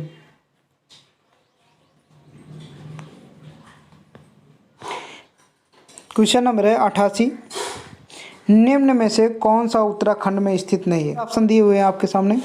Valley of flower national park, Corbett national park, Dudhwa national park और आसान बेरेज वेललैंड। तो बताना आपको राइट आंसर क्या हो जाएगा। तो राइट आंसर हो जाएगा डी, आपको बिल्कुल करेक्ट आंसर हो जाएगा। थोड़ा इसमें कन्फ्यूजन है, देख लीजिएगा आप। 89 नंबर देखते हैं, निम्न में से कौन सा मृदा प्रदूषण का कारण है। कूड़े कचरे का फेंकना, मृदा अपरदन, कीटनाशक का अत्यधिक उपयोग, उपरोक्त सभी। तो बताना आपको क्या हो जाएगा राइट आंसर। डी आपको बिल्कुल करेक्ट आंसर हो जाएगा, उपरोक्त सभी। मृदा प्रदूषण का कारक है ये सभी। क्वेश्चन नंबर 90 देखते हैं, पर्यावरण के भौतिक, रासायनिक व जैविक गुणों में अवांछनीय परिवर्तन कहलाता है। प्रदूषण, आपदा, बायोमैग्निफिकेशन, बायो रेमेडिएशन। तो क्या हो जाएगा राइट आंसर। ये आपका बिल्कुल करेक्ट आंसर हो जाएगा, प्रदूषण। ये आपका बिल्कुल राइट आंसर हो जाएगा। निम्न में से कौन वैश्विक उष्णता का कारण है। सी A oxygen, B nitrogen, C carbon dioxide और डी हाइड्रोजन। 4 ऑप्शन है, फटाफट राइट आंसर बताइए। तो राइट आंसर हो जाएगा सी, आपको बिल्कुल करेक्ट आंसर, कार्बन डाइऑक्साइड है। CO2 आपको बिल्कुल राइट आंसर हो जाएगा। 92 नंबर क्वेश्चन है, प्रकाश, तापमान, आर्द्रता एवं pH उदाहरण है। ओके, क्या हो जाएगा इसका करेक्ट आंसर बताइए ना। 4 ऑप्शन आपके सामने, बताइए फटाफट क्या हो जाएगा राइट आंसर। उत्पादों का, जैविक घटकों के, अजैविक घटक, उपरोक्त में से कोई नहीं। तो बी आपको बिल्कुल करेक्ट आंसर हो जाएगा, अजैविक घटक। बी आपको बिल्कुल राइट आंसर हो जाएगा, अजैविक घटक। 93 नंबर क्वेश्चन है, ग्लेशियर के पिघलने का मुख्य कारण है। बताइए, 4 ऑप्शन आपके सामने। CO2 की मात्रा का कम होना, ऑक्सीजन की मात्रा का बढ़ना, वैश्विक उष्णता, ध्वनि प्रदूषण। तो क्या हो जाएगा राइट आंसर। तो ए आपका बिल्कुल करेक्ट आंसर है, CO2 की मात्रा का कम होना, यानी कार्बन डाइऑक्साइड की मात्रा जब कम हो जाती है तब ग्लेशियर पिघलना शुरू कर देता है। ओके, 94 नंबर क्वेश्चन देखते हैं, घास के पारिस्थितिकी तंत्र में प्राथमिक उपभोक्ता है। तो राइट आंसर क्या हो जाएगा, घास ही हो जाएगा, घास। डी आपका बिल्कुल करेक्ट आंसर है। 95 नंबर क्वेश्चन है, जल के पारिस्थितिकी तंत्र में ऊर्जा का मुख्य स्रोत है। क्लेडोसिरंस, ड्रोटीफेस, सूर्य, जुपिलेक्टर्न। 4 ऑप्शन है, कठिन क्वेश्चन था। तो राइट आंसर क्या हो जाएगा, सी बिल्कुल करेक्ट आंसर हो जाएगा इसका, सूर्य। 96 नंबर क्वेश्चन है, 1992 को प्रसिद्ध पृथ्वी सम्मेलन आयोजित किया गया था कहाँ। Rio de Janeiro. अच्छा, रियो डी जेनेरियो कहाँ की राजधानी है, ब्राज़ील की राजधानी है। यहाँ पर 1992 को प्रसिद्ध पृथ्वी सम्मेलन किया गया था। ठीक है, तो राइट आंसर सी आपको बिल्कुल करेक्ट आंसर हो जाएगा, रियो डी जेनेरियो। ये ब्राज़ील की राजधानी, कहाँ की, ब्राज़ील की राजधानी है। 97 नंबर क्वेश्चन देखते हैं, पारिस्थितिकी तंत्र में ऊर्जा का प्रवाह होता है। पारिस्थितिकी तंत्र में ऊर्जा का प्रवाह होता है, एक दिशी, द्विदिशी, सभी दिशाओं में, बहुदिशी। तो क्या हो जाएगा राइट आंसर, बी आपको बिल्कुल करेक्ट आंसर हो जाएगा, द्विदिशी।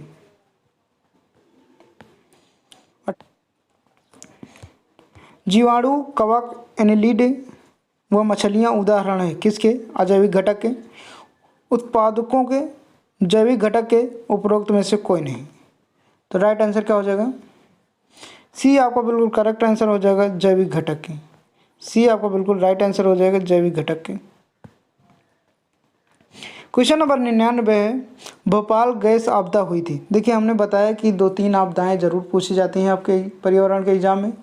आपदाओं से रिलेटेड, दिवस से रिलेटेड और जनित रोगों से रिलेटेड, आंदोलन से रिलेटेड, ये सारे क्वेश्चन आप पढ़ लीजिएगा। इन सभी क्वेश्चनों को हम अपने वीडियो में करा चुके हैं पर्यावरण के एग्जाम में। लगभग 30 वीडियो हमने बनाए हैं। आप जाके हमारे चैनल के प्लेलिस्ट में जाइए, वहाँ पर्यावरण अध्ययन पर क्लिक कीजिए और सारे वीडियो को बारी बारी करके देखिए। आपको 100% 90% नंबर पर्यावरण एग्जाम में आ जाएंगे। देखिए भोपाल गैस त्रासदी कब हुई थी, सभी को बताना है। तो राइट आंसर क्या हो जाएगा? डी आपका बिल्कुल करेक्ट आंसर हो जाएगा, 1984 में। इसमें हुआ क्या था? 1984 में हुआ था, भोपाल में हुआ था, जिसमें मेथिल आइसोसाइनेट के रिसाव के कारण लगभग 3000 से अधिक लोग मारे गए थे। एक गैस थी मेथिल आइसोसाइनेट, बहुत जहरीली गैस। लगभग 3000 लोगों की मृत्यु तो तुरंत हो गई थी। लगभग कुछ लोग अपंग हो गए थे, शारीरिक अपंग हो गए थे, अंधे भी हो गए थे, कुछ लूले लंगड़े हो गए थे। तो इतनी जहरीली गैस थी जिसके रिसाव के कारण लोग मारे गए थे। तो ये घटना लगभग 2-3 दिसंबर की रात की है, जो कि 1984 की है और बहुत दुखदायी घटना थी उस समय की ये। इसको इतिहास में भी जगह मिल गई है, नाम दे दिया गया है, ताकि ऐसी घटना दोबारा ना हो। अब लास्ट क्वेश्चन है इस वीडियो का। अगर आपने लाइक नहीं किया तो बड़ी मेहनत से हम वीडियो बनाए हैं आपके लिए। वीडियो को लाइक ज़रूर करना। अगर आप चैनल पर नए हो तो सब्सक्राइब कर लेना। मैं आपको यकीन दिलाता हूँ कि अगर आपने स्नातक BA कर रहे हैं तो अगर आप BA कर रहे हैं, मैं आपको यकीन दिलाता हूँ, अगर आप चैनल पर नए हो तो सब्सक्राइब ज़रूर कर लेना। मैं आपको ये विश्वास के साथ कह सकता हूँ कि अगर आप BA कर रहे हैं, चाहे फर्स्ट ईयर में हो या सेकंड ईयर में हो या थर्ड ईयर में हो, अगर आप चैनल को सब्सक्राइब कर लेते हैं और वीडियो को हमारे लगातार देखते हैं तो आप 70 से 80% नंबर BA में ला सकते हैं। मैं पूरी गारंटी के साथ कह सकता हूँ। अगर वीडियो पसंद आए तो लाइक करना, चैनल पर नए हो तो सब्सक्राइब कर लेना। निम्न में से कौन सा प्रोटोकॉल ग्रीन हाउस गैस के उत्सर्जन को कम करने से संबंधित है? 4 ऑप्शन है, Kyoto protocol, Helsinki protocol, Montreal protocol और उपरोक्त सभी। इम्पॉर्टेंट क्वेश्चन है और बिल्कुल सरल क्वेश्चन है। तो राइट आंसर क्या हो जाएगा? ए आपका बिल्कुल करेक्ट आंसर हो जाएगा, क्योटो प्रोटोकॉल।